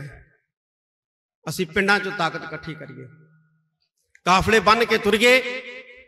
ਸਾਡੀ ਉਸ ਸ਼ਕਤੀ ਨੂੰ ਨਸ਼ਿਆਂ ਦੇ ਨਾਲ ਨੇਸਤੋ ਨਾਬੂਦ ਕੀਤਾ ਜਾ ਰਿਹਾ ਹੈ। ਸਾਡੀ ਉਸ ਸ਼ਕਤੀ ਨੂੰ ਸੋਸ਼ਲ ਮੀਡੀਆ ਰਾਹੀਂ ਗੰਦੀ ਫੀਡ ਦੇ ਕੇ ਭ੍ਰਿਸ਼ਟ ਕੀਤਾ ਜਾ ਰਿਹਾ ਹੈ। ਅਸੀਂ ਆਪਣੀ ਸਿੱਖ ਸ਼ਕਤੀ ਨੂੰ, ਸਿੱਖ ਨੌਜਵਾਨੀ ਨੂੰ ਬਚਾਉਣ ਦਾ ਉਪਰਾਲਾ ਕਰੀਏ। ਆ ਵੋਟਾਂ ਵਾਲੇ ਨਹੀਂ, ਵੋਟਾਂ ਵੇਲੇ ਰੁੱਸਿਆਂ ਨੂੰ ਮਨਾਉਂਦੇ ਹੁੰਦੇ। ਅਸੀਂ ਕਾਫਲੇ ਬੰਨ ਕੇ ਤੁਰੀਏ। ਜਿਹੜੇ ਸਾਡੇ ਤੋਂ ਦੂਰ ਜਾ ਚੁੱਕੇ ਨੇ, ਪਤਤ ਹੋ ਚੁੱਕੇ ਨੇ, ਨਸ਼ਿਆਂ ਦਾ ਸ਼ਿਕਾਰ ਹੋ ਚੁੱਕੇ ਨੇ ਜਾਂ ਅਨਮਤਾਂ ਵੱਲ ਜਾ ਰਹੇ ਨੇ, ਅਸੀਂ ਉਹਨਾਂ ਨੂੰ ਮੋੜ ਕੇ ਅਸੀਂ ਸ੍ਰੀ ਅਕਾਲ ਤਖਤ ਸਾਹਿਬ ਵੱਲ ਲੈ ਕੇ ਆਈਏ। ਦੱਸੀਏ ਉਹਨਾਂ ਨੂੰ ਕਿ ਸਾਡਾ ਅਸਲੀ ਘਰ ਆ ਹੈ। ਜਿਹਨੂੰ ਗੁਰੂ ਨਾਨਕ ਸਾਹਿਬ ਦੇ ਦਰ ਤੋਂ ਕਦੇ ਕੁਝ ਨਹੀਂ ਨਾ ਮਿਲਿਆ, ਸਾਰਾ ਜਹਾਨ ਘੁੰਮ ਲੇ, ਉਹਨੂੰ ਮਿਲਣਾ ਕਿਤੇ ਵੀ ਨਹੀਂ ਹੈ। ਕਿਉਂਕਿ ਇਸ ਦਰ ਤੋਂ ਵੱਡਾ ਕੋਈ ਦਰ ਨਹੀਂ ਹੈ ਸਾਧ ਸੰਗਤ ਜੀ। ਇਸ ਘਰ ਤੋਂ ਵੱਡਾ ਕੋਈ ਘਰ ਨਹੀਂ ਹੈ। ਇਸ ਕਰਕੇ ਅਸੀਂ ਇਸ ਘਰ ਨੂੰ, ਇਸ ਘਰ ਦੇ ਨਾਲ ਆਪਣੀ ਨੌਜਵਾਨੀ ਨੂੰ ਜੋੜਨ ਦਾ ਯਤਨ ਕਰੀਏ। ਬਹੁਤ ਕੁਝ ਕਹਿਣਾ ਦਿਲ 'ਚ ਹੈ, ਪਰ ਸਮਾਂ ਇਜਾਜ਼ਤ ਨਹੀਂ ਦਿੰਦਾ। ਬਸ ਇਹੋ ਹੀ ਹੈ ਕਿ ਅਸੀਂ ਸਿੱਖ ਸ਼ਕਤੀ ਸੰਭਾਲ ਲਈਏ। ਫਿਰ ਸਾਨੂੰ ਕਿਸੇ ਸਰਕਾਰਾਂ ਤੋਂ ਭੀਖ ਮੰਗਣ ਜਾਣ ਦੀ ਲੋੜ ਨਹੀਂ ਹੈ। ਫਿਰ ਸਾਨੂੰ ਕਿਸੇ ਦੇ ਅੱਗੇ ਹੱਥ ਅੱਡਣ ਦੀ ਲੋੜ ਨਹੀਂ ਹੈ। ਜੋ ਕੁਝ ਕਰਨਾ ਹੈ, ਜੋ ਕੁਝ ਅਸੀਂ ਕਰਨਾ ਚਾਹੁੰਦੇ ਹਾਂ, ਜਾਂ ਜੋ ਸਾਡੇ ਦਿਲਾਂ 'ਚ ਹੈ, ਉਹ ਅਸੀਂ ਆਪ ਕਰ ਸਕਦੇ ਹਾਂ। ਆਪ ਸਿੱਖ ਸ਼ਕਤੀ ਜੇ ਇਕੱਠੀ ਹੋ ਗਈ ਨਾ, ਤਾਂ ਅਸੀਂ ਇੱਥੇ ਸਰਕਾਰ ਨੂੰ ਲਿਆ ਕੇ ਝੁਕਾ ਸਕਦੇ ਹਾਂ ਜੇ ਸਿੱਖ ਸ਼ਕਤੀ ਅਸੀਂ ਇਕੱਠੀ ਕਰ ਲਈਏ। ਆਓ ਸਾਰੇ ਰਲ ਮਿਲ ਕੇ ਬੈਠੀਏ, ਧਾਰਮਿਕ ਤੌਰ ਤੇ ਵੀ ਮਜ਼ਬੂਤ ਹੋਈਏ, ਸਮਾਜਿਕ ਤੌਰ ਤੇ ਵੀ ਮਜ਼ਬੂਤ ਹੋਈਏ, ਰਾਜਨੀਤਿਕ ਤੌਰ ਤੇ ਵੀ ਮਜ਼ਬੂਤ ਹੋਈਏ ਔਰ ਆਰਥਿਕ ਤੌਰ ਤੇ ਵੀ ਮਜ਼ਬੂਤ ਹੋਈਏ। ਅੱਜ ਅਸੀਂ ਆਰਥਿਕ ਤੌਰ ਤੇ ਵੀ ਪਛੜਦੇ ਜਾ ਰਹੇ ਹਾਂ।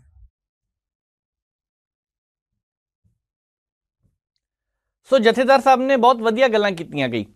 ਉਹ ਕਹਿੰਦੇ ਨੇ ਕਿ ਮਤਭੇਦ ਤਾਂ ਹੈਗੇ ਆ, ਇਹ ਜ਼ਰੂਰੀ ਵੀ ਹੁੰਦੇ ਆ, ਕਿਉਂਕਿ ਅੱਗੇ ਵੱਲ ਵਧੇ ਰੱਖਣ ਦੇ ਲਈ ਇਸ ਤਰ੍ਹਾਂ ਦੀਆਂ ਚੀਜ਼ਾਂ ਦਾ ਹੋਣਾ ਜ਼ਰੂਰੀ ਵੀ ਹੈ, ਪਰ ਇਹਨਾਂ ਮਤਭੇਦਾਂ ਤੋਂ ਉੱਪਰ ਹੋ ਕੇ ਸੋਚਣ ਦੀ ਜ਼ਰੂਰਤ ਹੈ।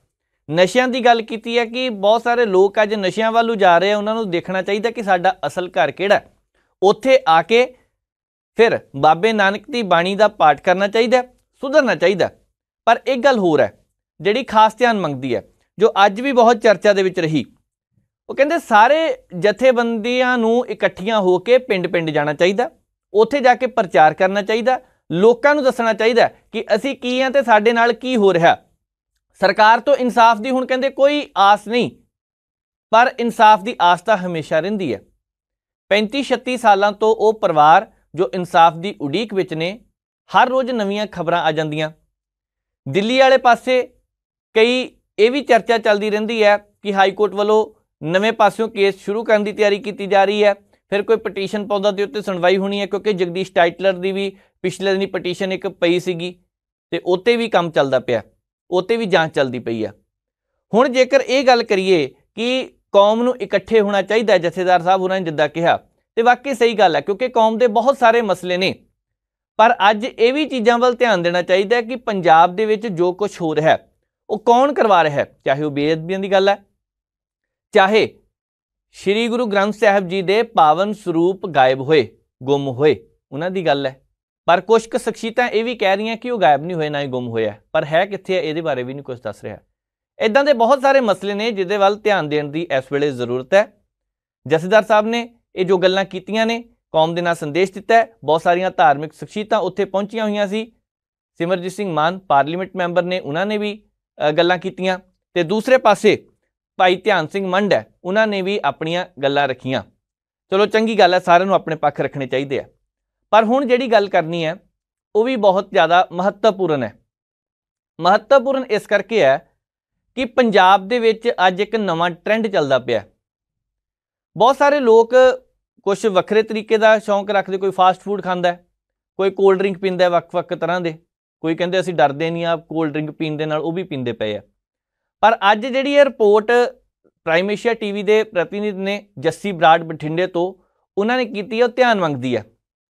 ਪੰਜਾਬ ਦੇ ਵਿੱਚ ਕਿਸੇ ਵੇਲੇ ਭਾਰਤ ਵਿੱਚ ਵੀ ਵਿਸ਼ਵ ਵਿੱਚ ਵੀ ਚੱਲਦਾ, ਜਦੋਂ ਕੋਈ ਰਿਸ਼ਤੇਦਾਰਾਂ ਦੇ ਘਰ ਜਾਂਦੇ ਨਾ ਰਿਸ਼ਤੇਦਾਰ, ਤਾਂ ਉੱਥੇ ਇਹ ਗੱਲ ਕਹੀ ਜਾਂਦੀ ਹੈ ਕਿ ਸਾਡਾ ਬੱਚਾ ਮੋਬਾਈਲ ਬਹੁਤ ਸੋਹਣਾ ਚਲਾਉਂਦਾ, ਛੋਟਾ ਅਜੇ 1.5-2 ਸਾਲ ਦਾ, ਐਨ ਟੱਚ ਕਰਦਾ, ਇਹਨੂੰ ਪਤਾ ਕਿੱਥੇ ਕੀ ਹੈ, ਗਾਣੇ ਵਾਲੀਆਂ ਚੀਜ਼ਾਂ ਕਿੱਥੇ ਪਈਆਂ, ਮੋਬਾਈਲ ਦੇ ਵਿੱਚ ਕਿਹੜੀ ਐਪ ਆ, ਉਹ ਬੜੇ ਵਧੀਆ ਤਰੀਕੇ ਨਾਲ ਦੱਸਣਗੇ, ਖੁਸ਼ ਹੋ ਕੇ ਦੱਸਣਗੇ। ਪਰ ਇੱਥੇ ਖੁਸ਼ ਹੋਣ ਦੀ ਜ਼ਰੂਰਤ ਨਹੀਂ, ਕਿਉਂਕਿ ਇਹ ਇੱਕ ਬਹੁਤ ਵੱਡਾ ਨੁਕਸਾਨ ਵੀ ਬੱਚੇ ਲਈ ਹੋ ਰਿਹਾ।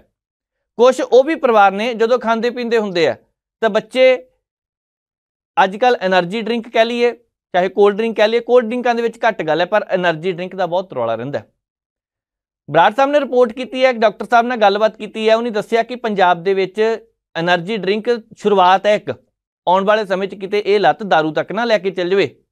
ਅੱਜ ਕੋਈ ਲਾਲ ਰੰਗ ਦੀ ਹੈ, ਕੋਈ ਹਰੇ ਜਿਹੇ ਰੰਗ ਦੀ ਹੈ, ਪਤਾ ਨਹੀਂ ਬਾਜ਼ਾਰ ਦੇ ਵਿੱਚ ਕਿਹੜੀਆਂ-ਕਿਹੜੀਆਂ ਬੋਤਲਾਂ 'ਚ ਕੀ ਆਉਂਦਾ ਪਿਆ, ਬੱਚੇ ਪੀਣ ਲੱਗ ਪਏ ਆ।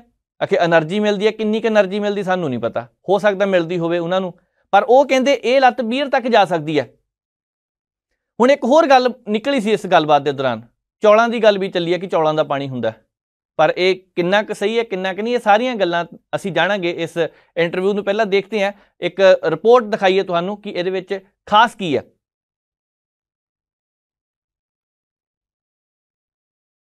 ਜਿੱਥੇ ਕਿ ਨਸ਼ਿਆਂ ਨੂੰ ਲੈ ਕੇ ਜਿੱਥੇ ਪੰਜਾਬ ਸਰਕਾਰ ਵੱਡੇ ਉਪਰਾਲੇ ਕਰ ਰਹੀ ਹੈ, ਉੱਥੇ ਸਭ ਤੋਂ ਵੱਡਾ ਯੋਗਦਾਨ ਹੈ ਡਾਕਟਰ ਸਾਹਿਬਾਨ ਦਾ, ਜਿਹੜੇ ਕਿ ਲਗਾਤਾਰ ਨਸ਼ਾ ਛਡਾਊ ਕੇਂਦਰਾਂ ਦੇ ਵਿੱਚ ਆਪਣੀਆਂ ਸੇਵਾਵਾਂ ਦੇ ਰਹੇ ਨੇ।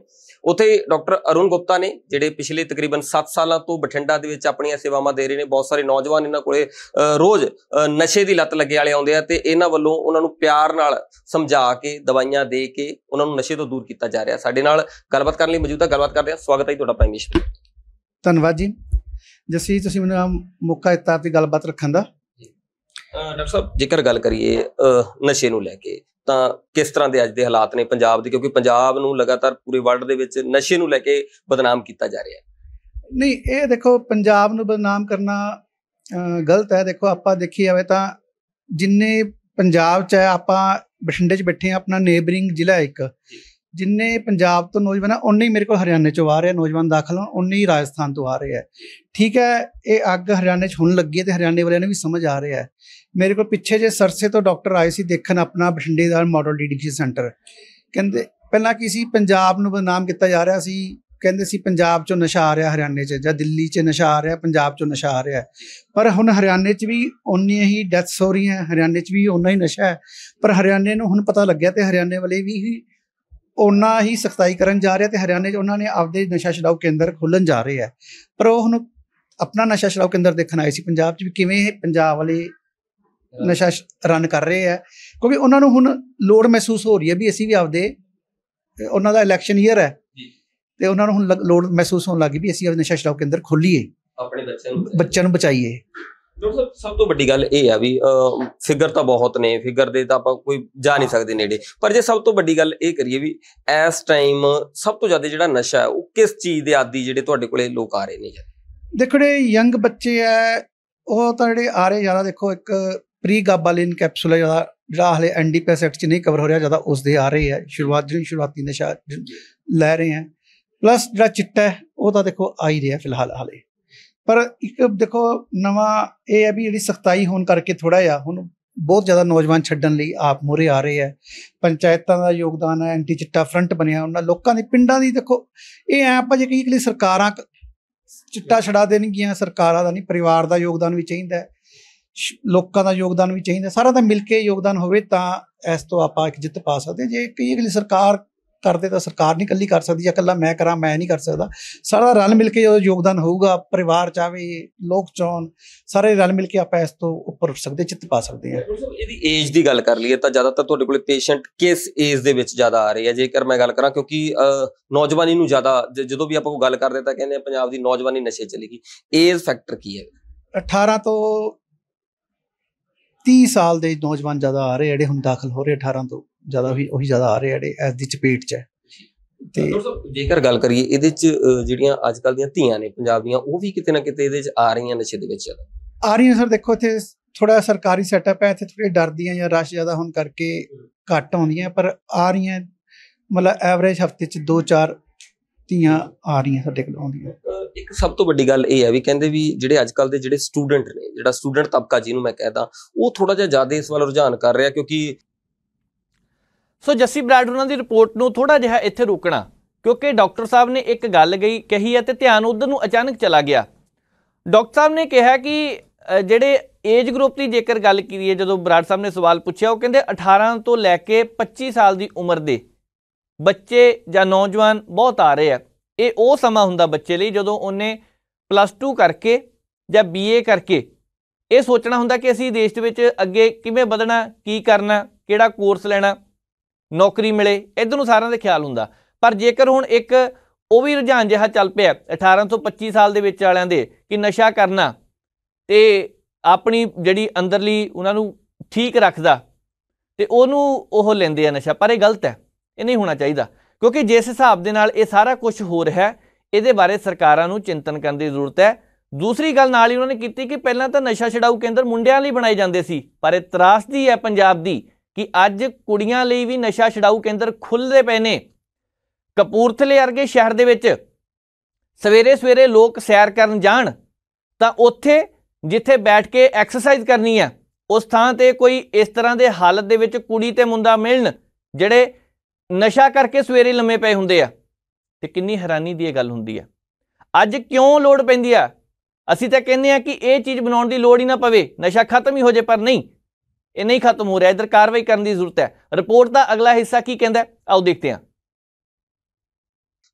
ਅਕਸਰ ਕਹਿ ਦਿੰਦੇ ਆ ਵੀ ਗਰਮੀਆਂ ਦਾ ਜਿਵੇਂ ਹੁਣ ਸੀਜ਼ਨ ਚੱਲ ਰਿਹਾ, ਕਹਿੰਦੇ ਬੀਅਰ ਪੀ ਲਓ, ਰਾਹਤ ਮਿਲ ਜੂ ਗਰਮੀ ਤੋਂ, ਜਾਂ ਇਹੋ ਜਿਹੇ ਸੌਫਟ ਡਰਿੰਕ ਜਿਹਨਾਂ ਨੂੰ એનર્ਜੀ ਡਰਿੰਕ ਦਾ ਨਾਮ ਦਿੱਤਾ ਗਿਆ, ਉਹਨਾਂ ਨਾਲ ਲੱਗਦਾ ਵੀ ਕਿਤੇ ਨਾ ਕਿਤੇ ਇਹ ਚੀਜ਼ ਇਫੈਕਟ ਕਰਦੀ ਹੈ। ਹਾਂਜੀ ਸਰ, ਜਿਹੜੇ એનર્ਜੀ ਡਰਿੰਕਸ ਆ, ਦੇਖੋ ਇੱਕ ਵਾਰ ਬਹੁਤ ਜ਼ਿਆਦਾ ਸ਼ੂਗਰ ਕੰਟੈਂਟ ਹਾਈ ਹੁੰਦਾ, ਦੇਖੋ ਬਹੁਤ ਗਲਤ ਹੈ। ਜਿਹੜੇ ਬਿਨਾਂ ਉਹ ਤੋਂ ਸੇਲ, ਉਹ ਓਪਨਲੀ ਸੇਲ ਹੋ ਰਹੀ ਹੈ, ਦੇਖੋ ਉਹ ਇਦਾਂ ਬੱਚਿਆਂ ਨੂੰ 18 ਸਾਲ ਤੋਂ ਘੱਟ ਦੇ ਬੱਚਿਆਂ ਨੂੰ ਨਹੀਂ ਦੇਣੇ ਚਾਹੀਦੇ ਦੁਕਾਨਾਂ ਤੇ। ਛੋਟੇ ਬੱਚੇ ਦੇਖਿਆ ਆਪਾਂ 5-4 ਸਾਲ ਦੇ ਬੱਚੇ ਪੀ ਰਹੇ ਹੋ, ਤੇ ਉਹ ਪੇਰੈਂਟਸ ਨੂੰ ਵੀ ਨਹੀਂ ਅਲਾਉ ਕਰਨਾ ਚਾਹੀਦਾ ਬੱਚਿਆਂ ਨੂੰ ਪੀਣੇ। ਤੇ ਉਹ ਸ਼ੁਰੂਆਤੀ ਹੁੰਦੇ ਨੇ, ਕਹਿੰਦੇ ਗੇਟਵੇ ਡਰੱਗਸ, ਜਿਵੇਂ ਪਹਿਲਾਂ ਕਹਿੰਦੇ ਸੀ ਸਿਗਰਟ ਹੈ ਜਾਂ ਜਿਹੜੇ ਆਪਣੀ ਭੰਗ ਆਮ ਇੱਥੇ ਉੱਗੀ ਜਾਂਦੀ ਹੈ, ਲੋਕੀ ਸ਼ੁਰੂਆਤ ਉੱਥੋਂ ਕਰਦੇ ਆ ਤੇ ਉਸ ਤੋਂ ਬਾਅਦ ਹੀ ਹਾਰਡਕੋਰ ਨਸ਼ਾ ਤੇ ਜਾਂਦੇ ਆ। ਲੱਗਦਾ ਨਹੀਂ ਵੀ ਕਿਤੇ ਨਾ ਕਿਤੇ ਇਹਨਾਂ ਨਾਲ ਹੀ ਨੀ ਰੱਖੀ ਜਾ ਰਹੀ ਉਹੀ ਹੈ, ਇਹਨਾਂ ਨੂੰ ਗੇਟਵੇ ਡਰੱਗਸ ਕਹਿੰਦੇ ਆ ਵੀ ਇੱਥੇ ਸ਼ੁਰੂ ਹੁੰਦੀ ਹੈ। એનર્ਜੀ ਡਰਿੰਕਸ ਲਾ ਲਓ, ਬੀਅਰ ਲਾ ਲਓ, ਜਾਂ ਤੁਸੀਂ ਕਹਿੰਦੇ ਜੇ ਜਾਂ ਸਿਗਰਟ ਲਾ ਲਓ, ਤੰਬਾਕੂ ਲਾ ਲਓ, ਇਹ ਗੇਟਵੇ ਡਰੱਗਸ ਇੱਥੇ ਸ਼ੁਰੂ ਹੋ ਕੇ ਹੀ ਇੱਕ ਕਹਿੰਦੇ ਥ੍ਰਿਲ ਵੀ ਸ਼ੁਰੂਆਤ ਹੁੰਦੀ, ਉਸ ਤੋਂ ਬਾਅਦ ਹਾਰਡਕੋਰ ਨਸ਼ਾ ਤੇ ਜਾਂਦੇ ਆ। ਇਹ ਚੀਜ਼ਾਂ ਹੀ ਪਹਿਲਾਂ ਬੈਨ ਹੋਣੀਆਂ ਚਾਹੀਦੀਆਂ, ਪੇਰੈਂਟਸ ਨੂੰ ਰੋਕਣਾ ਚਾਹੀਦਾ, ਸਕੂਲਾਂ 'ਚ ਇਹਨਾਂ ਚੀਜ਼ਾਂ ਬਾਰੇ ਟੀਚਰਸ ਨੂੰ ਪੜ੍ਹਾਉਣਾ ਚਾਹੀਦਾ ਜਾਂ ਰੋਕਣਾ ਚਾਹੀਦਾ, ਤੇ ਉਸ ਤੋਂ ਬਾਅਦ ਬੱਚਿਆਂ ਨੂੰ ਆਪਾਂ ਰੋਕ ਸਕਦੇ ਹਾਂ ਵੱਡੇ ਹਾਰਡਕੋਰ ਨਸ਼ਾ ਤੋਂ ਜਾਣ ਤੇ।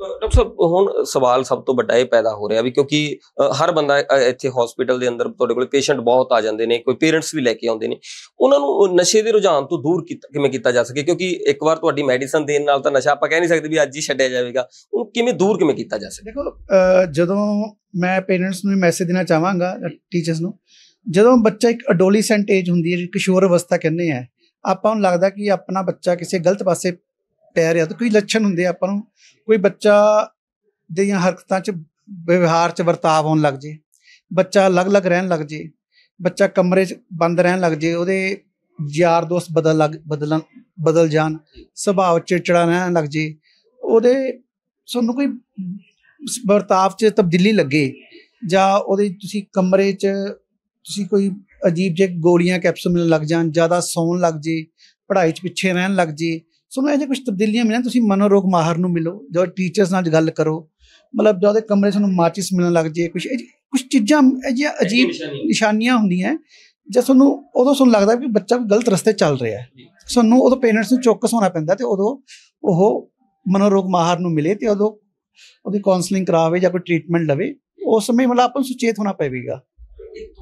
ਅੱਜ ਕੱਲ ਨੌਜਵਾਨੀ ਭਾਵੇਂ ਜਿਮ ਦਾ ਰੁਝਾਨ ਕਰ ਰਹੀ ਹੈ, ਕੋਈ ਮਾੜਾ ਰੁਝਾਨ ਨਹੀਂ, ਜਿਮ ਦਾ ਰੁਝਾਨ ਬਹੁਤ ਵਧੀਆ, ਪਰ ਉਹਦੇ ਨਾਲ ਵੀ ਕਿਤੇ ਨਾ ਕਿਤੇ ਨਾ ਉਹ ਛੇਤੀ ਬੋਡੀ ਗੇਨ ਕਰਨ ਨੂੰ ਇਹੋ ਜਿਹੀਆਂ ਚੀਜ਼ਾਂ ਲੈਣ ਲੱਗ ਜਾਂਦੇ, ਉਹ ਵੀ ਕਿਤੇ ਨਾ ਕਿਤੇ। ਮੇਰੇ ਕੋਲ ਬਹੁਤ ਇਹੋ ਜਿਹੇ ਆ ਰਹੇ ਆ ਬੱਚੇ, ਆ ਰਹੇ ਜਾਂ ਕਹ ਲਓ ਯੰਗਸਟਰਸ ਆ ਰਹੇ ਆ, ਜਿਹੜੇ ਉੱਥੇ ਪ੍ਰੋਟੀਨ ਪਾਊਡਰਸ ਜਾਂ ਕੁਛ ਨਾ ਅੱਜ ਕੱਲ ਹਾਰਮੋਨਸ, ਟੈਸਟੋਸਟੈਰੋਨ ਹਾਰਮੋਨਸ ਕੈਪਸੂਲ ਲੈ ਰਹੇ ਆ, ਪਰ ਉਹ ਬਾਅਦ 'ਚ ਮੈਂਟਲੀ ਸਾਈਕੋਟਿਕ ਹੋ ਜਾਂਦੇ ਆ, ਪਾਗਲ ਹੋ ਜਾਂਦੇ, ਮਤਲਬ ਉਹ ਗਲਤ ਬੋਡੀ ਬਣਾਉਣ ਦੇ ਚੱਕਰ 'ਚ, ਜਲਦੀ ਬੋਡੀ ਬਣਾਉਣ ਦੇ ਚੱਕਰ 'ਚ, ਇਹ ਕੀ ਸਾਰਾ ਪੋਰਨ ਫਿਲਮਾਂ ਦੀ ਐਡਿਕਸ਼ਨ ਹੈ, ਇਹਨਾਂ ਨੂੰ ਦੇਖ ਕੇ ਉੱਦਾਂ ਕਰਨ ਦੀ ਕਰਦੇ ਆ ਵੀ ਅਸੀਂ ਉੱਦਾਂ ਬੋਡੀ ਬਣਾਈਏ, ਮਿਮਿਕ ਕਰੀਏ, ਤੇ ਉਹ ਬੜਾ ਗਲਤ ਪ੍ਰਭਾਵ ਪਾਉਂਦੇ ਆ ਬੋਡੀ ਤੇ। ਇੱਕ ਵਾਰ ਤਾਂ ਉਹ ਬੋਡੀ ਬਣਾ ਲੈਂਦੇ, ਪਰ ਬਾਅਦ 'ਚ ਉਹਦੇ ਬੜੇ ਗੰਦੇ ਪ੍ਰਭਾਵ ਆ ਬੋਡੀ ਤੇ। ਬਿਲਕੁਲ ਤੁਹਾਡੀ ਗੱਲ ਸਹੀ ਹੈ ਇਹ। ਮੈਡੀਸਨ ਨੂੰ ਲੈ ਕੇ ਵੀ ਕਿਤੇ ਨਾ ਕਿਤੇ ਲੋਕਾਂ ਦੇ ਵਿੱਚ ਨਾ ਅਵੇਅਰਨੈਸ ਬਹੁਤ ਘੱਟ ਹੈ, ਕਿਉਂਕਿ ਆਪਾਂ ਘਰਾਂ ਦੇ ਵਿੱਚ ਬੈਠੇ ਹੁੰਦੇ, ਆਪਾਂ ਕਹਿ ਦਿੰਦੇ ਆ ਵੀ ਯਾਰ ਮੇਰਾ ਸਿਰ ਦੁਖਦਾ, ਆ ਫਲਾਣੀ ਟੈਬਲੇਟ ਪਈ ਆ, ਪੱਤੇ 'ਚੋਂ ਕੱਢੀ ਆਪਾਂ ਲੈ ਲਈ, ਉਹਦਾ ਆਪਾਂ ਨੂੰ ਇਹ ਨਹੀਂ ਪਤਾ ਹੁੰਦਾ ਵੀ ਪੇਨ ਕਿਸ ਗੱਲ ਦਾ ਸੀ ਤੇ ਆਪਾਂ ਗੋਲੀ ਕਿਸ ਗੱਲ ਦੀ ਲੈ ਰਹੇ ਹਾਂ। ਜਿਵੇਂ ਹੁਣ ਤੁਸੀਂ ਲਾ ਲਓ, ਜਿਵੇਂ ਸਾਡੀ ਕਈ ਦਵਾਈਆਂ ਹੁਣ ਪਿੰਡਾਂ ਟ੍ਰੈਮਾਡੋਲ ਗੋਲੀ ਹੈ, ਕੋਈ ਹੋਰ ਗੋਲੀ ਹੈ, ਉਹ ਕਈ ਲੋਕੀ ਟ੍ਰੈਮਾਡੋਲ ਪਿੰਡਾਂ 'ਚ ਉਂਝੀ, ਐਲਪ੍ਰੈਕਸ ਟ੍ਰੈਮਾਡੋਲ ਉਂਝੀ ਖਾਈ ਜਾਂਦੇ, ਪਤਾ ਨਹੀਂ ਹੁੰਦਾ ਵੀ ਕਿਸ ਲਈ ਖਾਣੀ ਹੈ, ਕਿ ਉਹਦੇ ਆਦੀ ਇੰਨੇ ਹੋ ਜਾਂਦੇ ਕਿ ਉਹ ਨਸ਼ੇ ਦੇ ਤੌਰ ਤੇ ਹੀ ਬਾਅਦ 'ਚ ਵਰਤੀ ਜਾਂਦੇ ਉਹਨੂੰ, ਤੇ ਉਹ ਨਸ਼ੇ ਦੇ ਇੰਨੇ ਆਦੀ ਹੋਈ ਚੱਕੇ ਤੇ ਬੱਚੇ ਨੂੰ ਛੱਡਣਾ ਹੀ ਔਖਾ ਹੋ ਜਾਂਦਾ। ਜਿਵੇਂ ਤੁਹਾਡੀ ਗੱਲ ਵੀ, ਉਹ ਕੋਮਨ ਦੀ ਗੋਲੀ ਉਹ 'ਚ ਪਤਾ ਨਹੀਂ ਕੀ ਸਾਲਟ ਹੈ, ਉਹ ਇੰਨੇ ਆਦੀ ਹੋ ਚੁੱਕੇ ਕਿ ਉਹਨੂੰ ਬਾਅਦ 'ਚ ਨਸ਼ੇ ਦੇ ਤੌਰ ਤੇ ਵਰਤੀ ਜਾਂਦੇ। ਅਵੇਅਰਨੈਸ ਦੀ ਘਾਟ ਹੈ ਇਹਦੇ ਨਾਲ। ਜਿਹੜੀ ਆਪਣੀ ਹਿੰਦੁਸਤਾਨ 'ਚ ਜਾਂ ਗੋਲੀਆਂ ਵੀ ਓਵਰ ਦੀ ਕਾਊਂਟਰ ਹੀ ਸੇਲ ਹੋਈ ਜਾਂਦੀਆਂ ਜਾਂ ਐਂ ਵਿਕੀ ਜਾਂਦੀਆਂ, ਉਹ ਇਹੀ ਚੀਜ਼ ਹੈ। ਹੁਣ ਗਰਮੀ ਦਾ ਸੀਜ਼ਨ ਹੈ, ਦੁਬਾਰਾ ਸਵਾਲ ਤੁਹਾਨੂੰ ਤਾਂ ਕਰ ਰਿਹਾ ਵੀ ਬੀਅਰ ਹੈ, ਬੀਅਰ ਨੂੰ ਨਾ ਬਹੁਤ ਜ਼ਿਆਦਾ ਲੋਕ ਇਹ ਕਹਿੰਦੇ ਵੀ ਇਹਦੇ ਵਿੱਚ ਕਿਹੜਾ ਕੋਈ ਨਸ਼ਾ ਹੈ, ਤਾਂ ਚੌਲਾਂ ਦਾ ਪਾਣੀ ਹੈ, ਮਤਲਬ ਇੱਕ ਮਿੱਥ ਬਣਿਆ ਹੋਇਆ ਲੋਕਾਂ ਦੇ ਵਿੱਚ। ਸ਼ਰਾਬ ਨਸ਼ਾ, ਸ਼ਰਾਬ ਨਾਲ ਦੇਖੋ ਇਹ ਵੀ ਹਾਨੀਕਾਰਕ ਹੈ, ਸ਼ਰਾਬ ਦਾ ਸੇਵਨ ਵੀ ਨਸ਼ਾ ਹੀ ਹੈ। ਸ਼ਰਾਬ ਨਾਲ ਵੀ ਆਪਣਾ ਸਰੀਰ ਨੂੰ ਬਹੁਤ ਜ਼ਿਆਦਾ ਨੁਕਸਾਨ ਹੈ। ਇਹ ਮਿੱਥ ਹੈ ਵੀ ਸ਼ਰਾਬ ਪੀਣਾ ਸਰੀਰ ਲਈ ਹਾਨੀਕਾਰਕ ਨਹੀਂ ਹੈ, ਸ਼ਰਾਬ ਲਈ ਪੂਰਾ ਨੁਕਸਾਨ ਹੈ। ਇਹ ਬਿਲਕੁਲ ਗਲਤ ਮਿੱਥ ਹੈ ਵੀ ਬੀਅਰ ਇੱਕ ਚੌਲਾਂ ਦਾ ਪਾਣੀ ਹੈ, ਗਰਮੀ ਦੂਰ ਕਰ, ਗਰਮੀ ਬਿਲਕੁਲ ਗਲਤ ਹੈ, ਬਿਲਕੁਲ ਗਲਤ ਹੈ।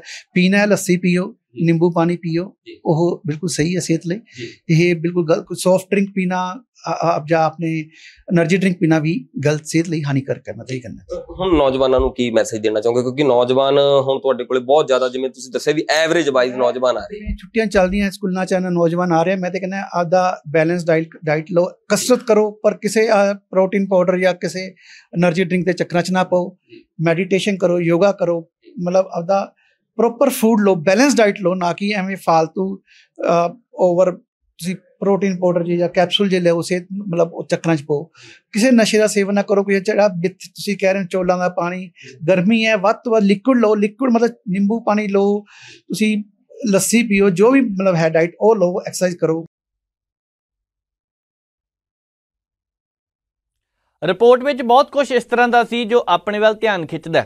ਸ਼ੁਰੂਆਤ ਵਿੱਚ ਇਹਨਾਂ ਨੇ ਗੱਲ ਕੀਤੀ ਕਿ ਇਕੱਲੇ ਪੰਜਾਬ ਨੂੰ ਬਦਨਾਮ ਨਾ ਕਰੋ, ਹੁਣ ਪੰਜਾਬ ਤੋਂ ਇਲਾਵਾ ਗੁਆਂਢੀ ਸੂਬੇ ਵੀ ਇਹਦੀ ਗ੍ਰਿਫਤ ਵਿੱਚ ਆ ਰਹੇ ਨੇ। ਹਰਿਆਣੇ ਵਾਲੇ ਪਾਸੇ ਵੀ ਨਸ਼ਾ ਵੱਧਦਾ ਜਾ ਰਿਹਾ ਹੈ, ਬਾਰਡਰ ਏਰੀਆ ਦੇ ਵਿੱਚ ਬਹੁਤ ਕੁਝ ਹੋ ਰਿਹਾ ਹੈ। ਪੰਜਾਬ, ਰਾਜਸਥਾਨ, ਹਰਿਆਣਾ, ਇੱਥੇ ਨਹੀਂ, ਵਿਸ਼ਵ ਦੇ ਕਈ ਦੇਸ਼ਾਂ ਵਿੱਚ ਵੱਧਦਾ ਜਾ ਰਿਹਾ ਹੈ। ਜਿਹੜੇ ਦੇਸ਼ ਆਪਣੇ ਆਪ ਨੂੰ ਵਿਕਸਿਤ ਦੇਸ਼ ਕਹਾਉਂਦੇ ਆ, ਉੱਥੇ ਵੀ ਤਾਂ ਨਸ਼ਾ ਵੱਧਦਾ ਹੀ ਜਾ ਰਿਹਾ ਹੈ। ਕੈਨੇਡਾ ਵਿੱਚ ਵੀ ਅਸੀਂ ਦੇਖਿਆ ਕਿਸ ਹਿਸਾਬ ਨਾਲ ਖਬਰਾਂ ਆਉਂਦੀਆਂ ਨੇ। ਅਮਰੀਕਾ ਦੇ ਬਾਰਡਰ ਤੋਂ ਵੀ, ਮੈਕਸੀਕੋ ਵਿੱਚ ਤਾਂ ਹਮੇਸ਼ਾ ਹੀ ਖਬਰਾਂ ਆਉਂਦੀਆਂ ਰਹਿੰਦੀਆਂ ਨੇ ਕਿ ਅੱਜ ਇੱਕ ਗਰੁੱਪ ਨੇ ਦੂਜੇ ਗਰੁੱਪ ਨੂੰ ਮਾਰਤਾ, ਕਿ ਮਸਲਾ ਸੀਗਾ ਨਸ਼ੇ ਦਾ ਸੀਗਾ। ਬਹੁਤ ਕੁਝ ਹੁੰਦਾ ਪਿਆ, ਪਰ ਇਹਨੂੰ ਸਾਰੇ ਥਾਵਾਂ ਤੇ ਕੰਟਰੋਲ ਕਰਨ ਦੀ ਜ਼ਰੂਰਤ ਹੈ।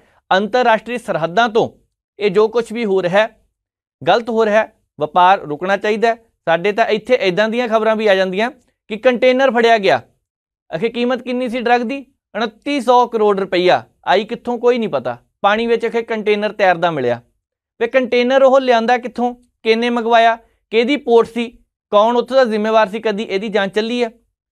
ਕਿੱਥੇ ਇਹ ਨਸ਼ਾ ਨਸ਼ਟ ਕੀਤਾ ਜਾਂਦਾ, ਕਿੰਨਾ ਨਸ਼ਟ ਕੀਤਾ ਜਾਂਦਾ, ਕਦੀ ਇਸ ਤਰ੍ਹਾਂ ਦੀਆਂ ਖਬਰਾਂ ਆਈਆਂ? ਹਾਲਾਂਕਿ ਇਹ ਸਰਕਾਰੀ ਕੰਮ ਹੈ ਸਾਰਾ, ਪਰ ਬਾਹਰ ਕਦੀ ਖਬਰਾਂ ਨਹੀਂ ਆਈਆਂ ਇਸ ਮਾਮਲੇ ਨੂੰ ਲੈ ਕੇ। ਹੁਣ ਇੱਕ ਹੋਰ ਚਰਚਾ ਚੱਲਦੀ ਰਹਿੰਦੀ ਹੈ ਕਿ ਦਿੱਲੀ ਵਾਲੇ ਪਾਸਿਓਂ ਜੀ ਪੰਜਾਬ ਨੂੰ ਸਪਲਾਈ ਆਉਂਦੀ ਹੈ, ਕੋਈ ਕਹਿੰਦਾ ਜੀ ਹਰਿਆਣੇ ਵਾਲੇ ਪਾਸਿਓਂ ਆਉਂਦੀ ਹੈ, ਕੋਈ ਕਹਿੰਦਾ ਅਫਗਾਨਿਸਤਾਨ ਦੇ ਬਾਰਡਰ ਤੋਂ ਆਉਂਦੀ ਹੈ, ਕੋਈ ਕਹਿੰਦਾ ਸਰਹੱਦ ਤੋਂ ਪਾਰ ਆਉਂਦੀ ਹੈ। ਇਹ ਸਾਰੀਆਂ ਗੱਲਾਂ ਹਮੇਸ਼ਾ ਹੀ ਚਰਚਾ ਦਾ ਵਿਸ਼ਾ ਰਹੀਆਂ ਨੇ, ਪਰ ਅਜੇ ਤੱਕ ਠੀਕ ਹੈ, ਪ੍ਰਸ਼ਾਸਨ ਆਪਣੇ ਤਰੀਕੇ ਨਾਲ ਕੁਝ ਥਾਵਾਂ ਤੇ ਕਾਰਵਾਈ ਕਰਦਾ ਪਿਆ, ਪਰ ਉਸ ਕਾਰਵਾਈ ਨੂੰ ਹੋਰ ਕਰਨ ਦੀ ਜ਼ਰੂਰਤ ਹੈ।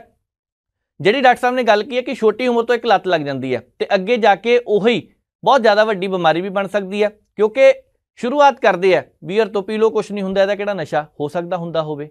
ਸਾਫ਼ ਸਪਸ਼ਟ ਸ਼ਬਦਾਂ ਵਿੱਚ ਉਹਨਾਂ ਨੇ ਕਿਹਾ ਜੇਕਰ ਇਹ ਛੋਟੀਆਂ-ਛੋਟੀਆਂ ਚੀਜ਼ਾਂ ਨੂੰ ਧਿਆਨ ਰੱਖਿਆ ਜਾਵੇ ਤਾਂ ਆਉਣ ਵਾਲੇ ਸਮੇਂ ਦੇ ਵਿੱਚ ਇਸ ਨੁਕਸਾਨ ਤੋਂ ਪੰਜਾਬ ਦੀ ਨੌਜਵਾਨ ਪੀੜ੍ਹੀ ਨੂੰ ਬਚਾਇਆ ਜਾ ਸਕਦਾ।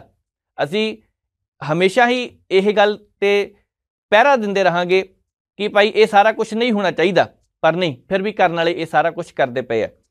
ਅੱਗੇ ਵੱਧਦੇ ਹਾਂ, ਗੱਲ ਖਿਡਾਰੀਆਂ ਦੀ ਵੀ ਕਰਨੀ ਹੈ ਜੋ ਦਿੱਲੀ ਬੈਠੇ ਹੋਏ ਸੀ। ਪਹਿਲਾਂ ਜੰਤਰ ਮੰਤਰ ਸੀ, ਬਾਅਦ ਦੇ ਵਿੱਚ ਉਠਾ ਦਿੱਤਾ ਗਿਆ ਜਦੋਂ ਦੇਸ਼ ਦੇ ਵਿੱਚ ਇੱਕ ਬਹੁਤ ਵੱਡਾ ਪ੍ਰੋਗਰਾਮ ਕਰਵਾਇਆ ਜਾਣਾ ਸੀ। ਤਾਂ ਫਿਰ ਖਿਡਾਰੀਆਂ ਦਾ ਇਹ ਦੋਸ਼ ਲੰਬੇ ਸਮੇਂ ਤੋਂ ਰਿਹਾ ਕਿ ਸਾਡੇ ਨਾਲ ਧੱਕਾ ਹੋਇਆ। ਬ੍ਰਿਜ ਭੂਸ਼ਣ ਹੋਰਾਂ ਦਾ ਨਾਮ ਆਇਆ, ਪਾਰਲੀਮੈਂਟ ਮੈਂਬਰ ਨੇ। ਦੋਸ਼ ਖਿਡਾਰੀਆਂ ਨੇ ਲਾਇਆ ਸੀ, ਖਿਡਾਰਨਾਂ ਨੇ, ਕਿ ਉਹਨਾਂ ਦੇ ਨਾਲ ਸਰੀਰਕ ਸ਼ੋਸ਼ਣ ਕੀਤਾ ਗਿਆ।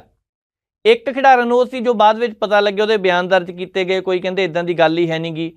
ਅੱਜ ਇਸ ਖਬਰ ਨੂੰ ਲੈ ਕੇ ਜਿਹੜੀ ਨਵੀਂ ਜਾਣਕਾਰੀ ਇਹ ਆ ਰਹੀ ਹੈ ਕਿ ਬਹੁਤ ਸਾਰੀਆਂ ਖਾਪ ਪੰਚਾਇਤਾਂ ਨੇ ਜਿਹੜਾ ਸਾਥ ਦਿੱਤਾ ਸੀ, ਉਹ ਕਹਿੰਦੇ ਹੁਣ ਅਸੀਂ ਪਿੱਛੇ ਆ। ਉਹ ਇਸ ਕਰਕੇ ਪਿੱਛੇ ਆ, ਦੋ ਕਾਰਨ ਹੋ ਸਕਦੇ ਨੇ, ਦੋ ਪੱਖ ਹੋ ਸਕਦੇ ਨੇ। ਇੱਕ ਤਾਂ ਇਹ ਹੈ ਕਿ ਸਰਕਾਰ ਦੇ ਨਾਲ ਸਿੱਧੇ ਤੌਰ ਤੇ ਗੱਲਬਾਤ ਚੱਲ ਪਈ ਹੈ, ਕਿਉਂਕਿ ਦੇਸ਼ ਦੇ ਗ੍ਰਹਿ ਮੰਤਰੀ ਅਮਿਤ ਸ਼ਾਹ ਹੋਰਾਂ ਦੇ ਨਾਲ ਖਿਡਾਰੀਆਂ ਦੀ ਗੱਲਬਾਤ ਹੋਈ, ਤਾਂ ਉਹਦੇ ਕਰਕੇ ਕਹਿੰਦੇ ਆ ਕਿ ਦਿੱਲੀ ਪੁਲਿਸ ਨੇ ਕਾਰਵਾਈ ਹੋਰ ਤੇਜ਼ ਕਰ ਦਿੱਤੀ ਤੇ ਖਾਪ ਪੰਚਾਇਤਾਂ ਦਾ ਕਹਿਣਾ ਅਸੀਂ ਪਿੱਛੇ ਹਟ ਰਹੇ ਹਾਂ। ਹੁਣ ਕਿੰਨਾ ਕੁ ਸੱਚ ਹੈ ਇਹ ਪਤਾ ਨਹੀਂ, ਪਰ ਦਿੱਲੀ ਪੁਲਿਸ ਨੇ ਇਹ ਕਾਰਵਾਈ ਪਹਿਲਾਂ ਕਿਉਂ ਨਹੀਂ ਕੀਤੀ, ਇੰਨਾ ਲੇਟ ਕਿਉਂ ਹੋ ਗਏ, ਕੀ ਕਾਰਨ ਸੀਗਾ? ਇਹ ਸਾਰੇ ਸਵਾਲ ਨੇ ਜੋ ਸਾਡੇ ਮੂਹਰੇ ਖੜੇ ਨੇ। ਹੁਣ ਜੇਕਰ ਖਾਪ ਪੰਚਾਇਤਾਂ ਨੇ ਪਿੱਛੇ ਵੱਲ ਨੂੰ ਪੈਰ ਖਿੱਚਣੇ ਸ਼ੁਰੂ ਕੀਤੇ ਨੇ, ਜਾਂ ਇਹ ਕਹਿ ਲਈਏ ਕਿ ਉਹਨਾਂ ਨੇ ਕਿਹਾ ਕਿ ਜਾਂਚ ਚੱਲਦੀ ਪਈ ਅਸੀਂ ਪਿੱਛੇ ਹੋਣ ਲੱਗੇ ਹਾਂ, ਜਾਂ ਫਿਰ ਇਹ ਕਿਹਾ ਜਾਵੇ ਕਿ ਖਿਡਾਰੀ ਕਹਿੰਦੇ ਅਸੀਂ ਵਾਪਸ ਨੌਕਰੀ ਤੇ ਜਾ ਰਹੇ ਹਾਂ, ਕਿਉਂਕਿ ਰੇਲਵੇ ਦੇ ਵਿੱਚ ਵੀ ਜਿਹੜੇ ਖਿਡਾਰੀ ਨੇ ਉਹ ਕਹਿੰਦੇ ਅਸੀਂ ਸੇਵਾ ਨਿਭਾਉਣੀ ਆ। ਪਰ ਕੀ ਵਾਕਈ ਇਹ ਕਾਰਨ ਹੈ, ਜਾਂ ਫਿਰ ਇਨਸਾਫ ਦੀ ਆਸ ਨਹੀਂ ਲੱਗਦੀ ਪਈ? ਇੱਕ ਕਮਾਲ ਦੀ ਗੱਲ ਦੇਖੋ, ਕੱਲ ਜਦੋਂ ਇਹ ਖਬਰ ਆਈ ਕਿ ਇੱਕ ਖਿਡਾਰਨ ਨੇ ਕਹਿ ਦਿੱਤਾ ਕਿ ਰੇਲਵੇ ਦੀ ਨੌਕਰੀ ਆ, ਮੈਂ ਵਾਪਸ ਨੌਕਰੀ ਜੁਆਇਨ ਕਰਨੀ ਆ, ਤੇ ਉਸੇ ਵੇਲੇ ਮੀਡੀਆ ਦਾ ਇੱਕ ਵੱਡਾ ਹਿੱਸਾ ਇਸ ਤਰ੍ਹਾਂ ਦੀ ਜਾਣਕਾਰੀ ਅੱਗੇ ਲੈ ਆਇਆ ਕਿ ਇਹਨਾਂ ਨੇ ਹੁਣ ਅੰਦੋਲਨ ਤੋਂ ਪੈਰ ਪਿੱਛੇ ਖਿੱਚ ਲਿਆ ਭਾਈ। ਬਹੁਤ ਵਾਇਰਲ ਹੋਈ ਸ਼ਾਮ ਤੱਕ ਉਹ ਚੀਜ਼, ਵੱਖ-ਵੱਖ ਲੋਕਾਂ ਤੱਕ ਉਹ ਪੋਸਟਾਂ ਗਈਆਂ, ਸਾਡੇ ਤੱਕ ਵੀ ਪਹੁੰਚੀਆਂ। ਕਿਸੇ ਨੇ ਤਾਂ ਪਹਿਲੀ ਨਜ਼ਰੇ ਹੀ ਯਕੀਨ ਕਰ ਲਿਆ ਹੋਣਾ। ਪਰ ਇੱਥੇ ਇੱਕ ਚੀਜ਼ ਖਾਸ ਤੌਰ ਤੇ ਧਿਆਨ ਮੰਗਦੀ ਹੈ, ਸੋਸ਼ਲ ਮੀਡੀਆ ਤੇ ਅੱਜ ਕੱਲ੍ਹ ਬਹੁਤ ਕੁਝ ਆਉਂਦਾ। ਤੁਹਾਡੇ ਤੱਕ ਜੇਕਰ ਕੋਈ ਰਿਪੋਰਟ ਇਸ ਤਰ੍ਹਾਂ ਦੀ ਆਉਂਦੀ ਹੈ, ਕੋਈ ਤਸਵੀਰ ਬਣੀ ਆਉਂਦੀ ਆ, ਤਾਂ ਉਹਦੀ ਪੁਸ਼ਟੀ ਕਰ ਲਿਆ ਕਰੋ ਅੱਗੇ ਭੇਜਣ ਤੋਂ ਪਹਿਲਾਂ। ਸਿੱਧੇ ਹੀ ਇਹ ਨਹੀਂ ਕਿ ਅੱਗੇ ਭੇਜ ਦਈਏ, ਕਿਉਂਕਿ ਹਰ ਕਿਸੇ ਨੂੰ ਹੁੰਦਾ ਮੇਰੇ ਕੋਲ ਖਬਰ ਪਹੁੰਚੀ ਆ ਤਾਂ ਮੈਂ ਅੱਗੇ ਵੱਲ ਭੇਜਾਂ। ਉਹਨੂੰ ਪਤਾ ਹੋਵੇ ਕਿ ਇਹਨੂੰ ਜਾਣਕਾਰੀ ਹੈਗੀ। ਹਰ ਬੰਦਾ ਸਿਆਣਾ ਅੱਜ, ਖਾਸ ਕਰਕੇ ਸੋਸ਼ਲ ਮੀਡੀਆ ਵਰਤਣ ਵਾਲਾ, ਖਾਸ ਕਰਕੇ ਵਰਤਣ ਵਾਲੇ ਸਾਰੇ ਬੰਦੇ ਸਿਆਣੇ ਨੇ, ਤੇ ਇਹਨਾਂ ਸਿਆਣਿਆਂ ਨੂੰ ਸਮਝਾਉਣ ਦੀ ਜ਼ਰੂਰਤ ਨਹੀਂ। ਪਰ ਜ਼ਰੂਰਤ ਇਹ ਹੈ ਕਿ ਇਹਨਾਂ ਚੀਜ਼ਾਂ ਵੱਲ ਧਿਆਨ ਦਿੱਤਾ ਜਾਵੇ, ਅੱਗੇ ਸਾਂਝੀ ਕਰਨ ਤੋਂ ਪਹਿਲਾਂ ਪੋਸਟ ਦੇਖ ਲਿਆ ਜਾਵੇ। ਖਿਡਾਰੀਆਂ ਦੀ ਗੱਲ ਕਰਦੇ ਹਾਂ, ਬ੍ਰਿਜ ਭੂਸ਼ਣ ਅੱਜ ਵੀ ਕਹਿੰਦੇ ਪਏ ਇਦਾਂ ਦੀ ਕੋਈ ਗੱਲ ਹੈ ਹੀ ਨਹੀਂ, ਤੁਸੀਂ ਸਾਬਤ ਕਰੋ, ਮੈਂ ਆਪ ਫਾਂਸੀ ਤੇ ਲਟਕ ਜੂੰ ਕਹਿੰਦੇ। ਹੁਣ ਸਾਬਤ ਕਿਨ ਕਰਨਾ? ਕਾਨੂੰਨ ਨੇ। ਦਿੱਲੀ ਪੁਲਿਸ ਕਾਰਵਾਈ ਕਰਦੀ ਪਈ ਹੈ, ਪਰ ਨਜ਼ਰ ਹਰਿਆਣੇ ਵੱਲ ਵੀ ਜਾਂਦੀ ਹੈ। ਜਦੋਂ ਦੇਸ਼ ਲਈ ਹਾਕੀ ਖੇਲਣ ਵਾਲੇ ਸੰਦੀਪ ਸਿੰਘ ਦਾ ਨਾਮ ਇੱਕ ਕੇਸ ਦੇ ਵਿੱਚ ਜੁੜਿਆ ਸੀ ਤਾਂ ਉਦੋਂ ਵੀ ਕਦੀ ਆਹ ਟੈਸਟ ਕਰਾ ਲਓ, ਕਦੀ ਫਲਾਨਾ ਟੈਸਟ ਕਰਾ ਲਓ, ਝੂਠ ਬੋਲਣ ਵਾਲਾ ਬੋਲਿਆ ਕਿ ਨਹੀਂ ਬੋਲਿਆ, ਬਹੁਤ ਤਰ੍ਹਾਂ ਦੀਆਂ ਗੱਲਾਂ ਸਾਹਮਣੇ ਆਈਆਂ। ਪਰ ਅਕਸਰ ਉਸ ਦੇ ਵਿੱਚ ਮਿਲਿਆ ਕਿ ਇਨਸਾਫ ਕਿਹਨਾਂ ਨੂੰ ਮਿਲਿਆ, ਕਿ ਇਨਸਾਫ ਮਿਲਿਆ ਕਿ ਨਹੀਂ ਮਿਲਿਆ। ਜਾਂਚ ਚੱਲਦੀ ਪਈ ਹੈ, ਰੌਲਾ ਤਾਂ ਉਹ ਵੀ ਅਜੇ ਤੱਕ ਪੈਂਦਾ ਪਿਆ। ਚਲੋ ਦੇਖਦੇ ਹਾਂ ਇਹਨਾਂ ਖਿਡਾਰੀਆਂ ਦੇ ਮਸਲੇ ਦਾ ਹੁਣ ਬਣਦਾ ਕੀ ਹੈ। ਜੇਕਰ ਇਨਸਾਫ ਦੀ ਉਡੀਕ ਦੇ ਵਿੱਚ ਖਿਡਾਰੀ ਨੇ, ਹਮੇਸ਼ਾ ਹੀ ਇਹ ਗੱਲ ਕਹੀ ਜਾਂਦੀ ਹੈ ਕਿ ਜਿਹਦਾ ਵੀ ਗਲਤੀ ਹੈਗੀ ਹੈ ਭਾਈ, ਜਿਹੜਾ ਦੋਸ਼ੀ ਹੈਗਾ ਉਹਨੂੰ ਸਜ਼ਾ ਮਿਲਣੀ ਚਾਹੀਦੀ ਹੈ, ਤੇ ਜਿਹਦਾ ਦੋਸ਼ ਨਹੀਂਗਾ ਤਾਂ ਫਿਰ ਕਿਸੇ ਤੇ ਨਜਾਇਜ਼ ਵੀ ਨਹੀਂ ਕਰਨੀ ਚਾਹੀਦੀ। ਕਾਨੂੰਨ ਤੇ ਛੱਡ ਦਿੰਦੇ ਆ, ਕਾਨੂੰਨ ਨੇ ਕੀ ਕਰਨਾ। ਦਿੱਲੀ ਪੁਲਿਸ ਭਾਵੇਂ ਹੁਣ ਅਵੇਸਲੇ ਜਿਹੇ ਉੱਠ ਕੇ ਕਾਰਵਾਈ ਕਰਦੇ ਪਏ, ਪਰ ਕਾਰਵਾਈ ਤਾਂ ਕਰਦੇ ਪਏ ਨਾ, ਚੰਗੀ ਗੱਲ ਇਹ ਹੈ। ਅੱਗੇ ਵੱਧਦੇ ਆ, ਬਿਹਾਰ ਦੀ ਗੱਲ ਕਰਨੀ ਹੈ। ਬਿਹਾਰ ਦੀ ਨਿਤਿਸ਼ ਕੁਮਾਰ ਉੱਥੇ ਦੇ ਮੁੱਖ ਮੰਤਰੀ ਰਹੇ ਲੰਬਾ ਸਮਾਂ, ਲੋਕਾਂ ਲਈ ਕਹਿੰਦੇ ਅਸੀਂ ਸੇਵਾ ਕੀਤੀ, ਚੰਗੀ ਗੱਲ ਹੈ, ਸਿਆਸਤਦਾਨਾਂ ਦਾ ਕੰਮ ਹੁੰਦਾ ਸੇਵਾ ਕਰਨੀ। ਪਰ ਅੱਜ ਕੱਲ੍ਹ ਉੱਪਰਲੇ ਪਾਸੇ ਵੀ ਦੇਖਿਆ ਜਾ ਰਿਹਾ ਕਿ ਕੁਰਸੀ 2024 ਦੇ ਵਿੱਚ ਮਿਲ ਜਾਏਗੀ ਕਿ ਨਹੀਂ ਮਿਲੇਗੀ। ਵੈਸੇ ਤਾਂ ਆਪਣੇ ਬਿਆਨਾਂ ਦੇ ਵਿੱਚ ਉਹ ਗੱਲ ਕਹਿੰਦੇ ਰਹਿੰਦੇ ਨੇ ਕਿ ਨਹੀਂ ਹੁਣ ਨਹੀਂ, ਪ੍ਰਧਾਨ ਮੰਤਰੀ ਦੀ ਕੁਰਸੀ ਵੱਲ ਨਾ ਉੱਧਰ ਨਹੀਂ ਦੇਖਣਾ। ਦੇਖਦੇ ਹਾਂ ਪ੍ਰਧਾਨ ਮੰਤਰੀ ਦੀ ਕੁਰਸੀ ਵੱਲ ਬਹੁਤ ਸਿਆਸਤਦਾਨ ਦੇਖਣ ਲੱਗੇ ਨੇ। ਇੱਕ ਵਿਰੋਧੀ ਧਿਰ ਹੋਰ ਖੜੀ ਹੁੰਦੀ ਪਈ ਹੈ ਤੇ ਇਹ ਸਾਰੇ ਵਿਰੋਧੀ ਮਿਲ ਕੇ ਇੱਕ ਵੱਖਰਾ ਧੜਾ ਬਣਾਉਣ ਦੀ ਕੋਸ਼ਿਸ਼ ਕਰ ਰਹੇ ਨੇ। ਗੱਠਜੋੜ ਤਾਂ ਹੁੰਦਾ, ਇਹ ਮਹਾਂ ਗੱਠਜੋੜ ਕਰਨ ਦੀ ਤਿਆਰੀ ਕਰ ਰਹੇ ਨੇ, ਚਾਹੇ ਉਹ ਤੇਲੰਗਾਨਾ ਵਾਲੇ ਪਾਸਿਓ ਹੋਵੇ ਰਾਓ ਚੰਦਰ ਸ਼ੇਖਰ ਰਾਓ, ਤੇ ਚਾਹੇ ਪੱਛਮੀ ਬੰਗਾਲ ਤੋਂ ਮਮਤਾ ਬੈਨਰਜੀ ਦੀ ਗੱਲ ਹੋਵੇ, ਚਾਹੇ ਸ਼ਰਦ ਪਵਾਰ ਉਹਨਾਂ ਦੀ ਗੱਲ ਹੋਵੇ। ਹਰਿਆਣੇ ਵਾਲੇ ਪਾਸਿਓਂ ਵੀ ਰੌਲਾ ਰਹਿੰਦਾ ਕਿ ਚੌਟਾਲਾ ਸਾਹਿਬ ਨੂੰ ਵੀ ਯਾਦ ਕਰ ਲੈਂਦੇ ਕਦੀ ਕਦੀ। ਨਿਤਿਸ਼ ਕੁਮਾਰ ਤਾਂ ਅੱਗੇ ਇੰਜਣ ਦਾ ਕੰਮ ਕਰਦੇ ਪਏ ਆ, ਪਰ ਇੰਜਣ ਤਾਂ ਹੁਣ ਕਈ ਹੈ। ਤੇ ਦੂਸਰੇ ਪਾਸੇ ਕੇਜਰੀਵਾਲ ਸਾਹਿਬ ਹੈ, ਉਹ ਵੀ ਪ੍ਰਧਾਨ ਮੰਤਰੀ ਦੀ ਕੁਰਸੀ ਤਾਂ ਚਲੋ ਸਾਰਿਆਂ ਨੂੰ ਪਿਆਰੀ ਹੈ, ਪਰ ਕਿਹਨੂੰ ਮਿਲਦੀ ਹੈ ਕਿਹਨੂੰ ਨਹੀਂ, ਇਹ 2024 ਦੀਆਂ ਲੋਕ ਸਭਾ ਦੀਆਂ ਚੋਣਾਂ ਤੋਂ ਬਾਅਦ ਸਪਸ਼ਟ ਹੋਣਾ। ਬਿਹਾਰ ਦੀ ਗੱਲ ਕਰਦੇ ਪਏ ਸੀ। ਬਿਹਾਰ ਦੇ ਵਿੱਚ ਇੱਕ ਪੁਲ ਡਿੱਗਿਆ, ਥੋੜੇ ਪੈਸੇ ਲੱਗਿਆ ਸਿਆਸਤਦਾਨਾਂ ਦੇ ਹਿਸਾਬ ਦੇ ਨਾਲ, ਜ਼ਿਆਦਾ ਨਹੀਂ ਲੱਗੇ, 1700 ਕਰੋੜ ਰੁਪਈਆ ਸਿਰਫ ਲੱਗਿਆ। 1700 ਕਰੋੜ ਰੁਪਏ ਦੀ ਲਾਗਤ ਨਾਲ ਬਣ ਰਿਹਾ ਇਹ ਪੁਲ ਇੱਕ ਵਾਰੀ ਡਿੱਗ ਪਿਆ, ਪਰ ਦੂਸਰੀ ਵਾਰੀ ਫਿਰ ਡਿੱਗ ਪਿਆ। ਹੁਣ ਇਹ ਕਿੱਦਾਂ ਹੋ ਗਿਆ ਕਿ ਇੱਕ ਪੁਲ ਪਹਿਲਾਂ ਡਿੱਗਿਆ ਹੋਵੇ, ਦੂਸਰੀ ਵਾਰ ਵੀ ਡਿੱਗ ਪਿਆ ਹੋਵੇ? ਸਿਆਸਤਦਾਨਾਂ ਤੋਂ ਪੁੱਛੀਏ ਤੇ ਪੱਤਰਕਾਰਾਂ ਨੇ ਸਵਾਲ ਪੁੱਛੇ ਉੱਥੋਂ ਦੇ ਨੇ, ਉਹ ਕਹਿੰਦੇ ਜੀ ਇਹ ਸਹੀ ਨਹੀਂ ਬਣਿਆ ਸੀਗਾ, ਇਸ ਕਰਕੇ ਇੱਕ ਪਾਸਾ ਇਹਦਾ ਢਾਹ ਦਿੱਤਾ ਗਿਆ। ਕਿ ਵਾਕਈ ਢਾਹ ਦਿੱਤਾ ਗਿਆ ਸੀ ਜਾਂ ਢਿੱਠ ਗਿਆ ਸੀਗਾ, ਜਾਂ ਬਾਅਦ 'ਚ ਹਾਦਸਾ ਬਣਾਉਣ ਦੀ ਕੋਸ਼ਿਸ਼ ਕੀਤੀ ਗਈ ਸੀ, ਜਾਂ ਨਿਰਮਾਣ ਅਧੀਨ ਕੰਮ ਚੱਲਦਾ ਪਿਆ ਸੀ ਤਾਂ ਫਿਰ ਡਿੱਪਿਆ? ਇਹ ਬਹੁਤ ਸਾਰੀਆਂ ਗੱਲਾਂ ਨੇ ਜੋ ਧਿਆਨ ਮੰਗਦੀਆਂ ਨੇ। ਪਰ ਹੁਣ ਇਹ ਵੀ ਖਬਰ ਆ ਰਹੀ ਹੈ ਕਿ ਕੁਛ ਕੁ ਉੱਥੋਂ ਦੇ ਵਿਰੋਧੀ ਧਿਰਾਂ ਦੇ ਆਗੂ ਕਹਿ ਰਹੇ ਆ ਇਹ ਤਾਂ 1700 ਕਰੋੜ ਕਹਿੰਦੇ ਆ ਤੇ 600-700 ਕਰੋੜ ਦਾ ਪ੍ਰੋਜੈਕਟ ਸੀ। ਜੇਕਰ 600-700 ਦਾ ਕਰੋੜ ਦਾ ਪ੍ਰੋਜੈਕਟ ਸੀ, ਚਾਹੇ 12-1300 ਕਰੋੜ ਦਾ ਪ੍ਰੋਜੈਕਟ ਸੀ, ਚਾਹੇ 1700 ਕਰੋੜ ਦਾ ਪ੍ਰੋਜੈਕਟ ਸੀ, ਇਹਨਾਂ ਮਤਲਬ ਨਹੀਂ। ਮਤਲਬ ਇਸ ਗੱਲ ਨਾਲ ਕਿ ਉਸ ਵਿੱਚ ਵਰਤਿਆ ਹੋਇਆ ਮਟੀਰੀਅਲ ਘਟੀਆ ਸੀ। ਕੀ ਉਸ ਕੰਪਨੀ ਦੇ ਖਿਲਾਫ ਕਾਰਵਾਈ ਕੀਤੀ ਜਾਵੇਗੀ? ਕੀ ਉਸ ਕੰਪਨੀ ਨੂੰ ਜਿਹਨੂੰ ਠੇਕਾ ਦਿੱਤਾ ਗਿਆ ਸੀ ਉਹਨਾਂ ਦੇ ਕੋਲੋਂ ਪੈਸੇ ਦੀ ਭਰਪਾਈ ਹੋਏਗੀ? ਜਦੋਂ ਇਹ ਪੁਲ ਪਹਿਲਾਂ ਡਿੱਗਿਆ ਸੀ ਉਸ ਵੇਲੇ ਕਾਰਵਾਈ ਕਿਉਂ ਨਹੀਂ ਕੀਤੀ ਗਈ? ਜਿਨ੍ਹਾਂ ਦੀ ਜ਼ਿੰਮੇਵਾਰੀ ਸੀ ਉਹ ਢੈਲੇ ਜਿਹੇ ਹੋ ਕੇ ਕਿਉਂ ਬੈਠੇ ਰਹੇ? ਉਹਨਾਂ ਨੇ ਕਿਉਂ ਨਹੀਂ ਸੋਚਿਆ? ਨਿਤਿਸ਼ ਕੁਮਾਰ ਸਾਹਿਬ ਕਹਿੰਦੇ ਆ ਕਿ ਗੰਗਾ ਨਦੀ ਦੇ ਉੱਪਰ ਇਹ ਪੁਲ ਬਣਦਾ ਪਿਆ ਸੀਗਾ, ਜਿੱਥੇ ਮਰਜ਼ੀ ਹੋਵੇ, ਨਿਰਮਾਣ ਅਧੀਨ ਹੋਵੇ, ਬਣ ਗਿਆ ਹੋਵੇ। ਬਿਹਾਰ 'ਚੋਂ ਪਹਿਲਾਂ ਵੀ ਇਸ ਤਰ੍ਹਾਂ ਦੀਆਂ ਖਬਰਾਂ ਆਈਆਂ, ਅੱਧਾ ਪੁਲ ਬਣ ਗਿਆ, ਅੱਧਾ ਚੱਲ ਪਿਆ, ਅੱਧਾ ਢਹਿ ਗਿਆ। ਇਹ ਜਿਹੜਾ ਪੁਲ ਢਹਿ ਗਿਆ ਇਹਦੀ ਜ਼ਿੰਮੇਵਾਰ ਕੌਣ ਨੇ? ਉਹਨਾਂ ਦੇ ਖਿਲਾਫ ਸਖਤ ਕਾਰਵਾਈ ਕਰਨ ਦੀ ਇਸ ਵੇਲੇ ਜ਼ਰੂਰਤ ਹੈ। ਨਹੀਂ ਤਾਂ ਆਉਂਦੇ ਦਿਨਾਂ ਨੂੰ ਪੈਸਾ ਕਿਹੜਾ ਇਹਨਾਂ ਸਿਆਸਤਦਾਨਾਂ ਦਾ, ਆਮ ਲੋਕਾਂ ਦਾ ਪੈਸਾ ਲੱਗਿਆ ਹੋਇਆ। ਟੈਕਸ ਦੇ ਰੂਪ ਦੇ ਵਿੱਚ 1-1 ਰੁਪਈਆ ਇਕੱਠਾ ਕੀਤਾ ਜਾਂਦਾ। ਸਵੇਰੇ ਉੱਠ ਕੇ ਜਦੋਂ ਬੰਦਾ ਬੈੱਡ ਤੋਂ ਪਹਿਲਾ ਪੈਰ ਥੱਲੇ ਰੱਖਦਾ ਟੈਕਸ ਦੇਣਾ ਸ਼ੁਰੂ ਹੋ ਜਾਂਦਾ। ਉੱਠਦੇ ਆ, ਬਰਸ਼ ਕਰਦੇ ਆ, ਤੁਸੀਂ ਦੇਖ ਲਓ ਜਿਹੜਾ ਵੀ ਪੇਸਟ ਵਰਤਦੇ ਹੋਗੇ ਟੈਕਸ ਲੱਗ ਕੇ ਆਉਂਦਾ। ਨਹਾਉਣ ਲੱਗਦੇ ਆ, ਸਾਬਣ ਕੋਈ ਵਰਤ ਲਓ, ਟੈਕਸ ਲੱਗ ਕੇ ਆਉਂਦਾ ਤੁਹਾਡੇ ਤੱਕ। ਬਾਅਦ 'ਚ ਫੋਨ ਵੀ ਆ ਜਾਂਦੇ, ਵਰਤਦੇ ਆ, ਕਾਰਡ ਪਾਉਣੇ, ਟੈਕਸ ਦੇ ਪੈਸੇ ਜਾਂਦੇ ਆ। ਹਰ ਚੀਜ਼ ਦੇ ਵਿੱਚੋਂ ਟੈਕਸ ਤੁਹਾਡੇ ਕੋਲ ਵਸੂਲਿਆ ਜਾਂਦਾ। ਦੇਸ਼ ਦੇ ਵਿਕਾਸ ਦੇ ਲਈ ਪੈਸੇ ਲਗਾਏ ਜਾਂਦੇ ਨੇ, ਤਾਂ ਉਹ ਪੈਸੇ ਜਦੋਂ ਪੁਲ ਤੇ ਆ ਨਕਲੀ ਜਿਹੜਾ ਘਟੀਆ ਮਟੀਰੀਅਲ ਬਣਾਇਆ ਸੀ, ਇੱਥੇ ਨਕਲੀ ਸਮਾਨ ਸੀਗਾ, ਸੀ ਵੀ ਕਿ ਨਹੀਂ, ਚਲੋ ਇਹ ਸਾਰੀ ਜਾਂਚ ਦਾ ਵਿਸ਼ਾ ਹੈ, ਪਰ ਇਹ ਸਾਹਮਣੇ ਆਉਣਾ ਚਾਹੀਦਾ ਸੱਚ।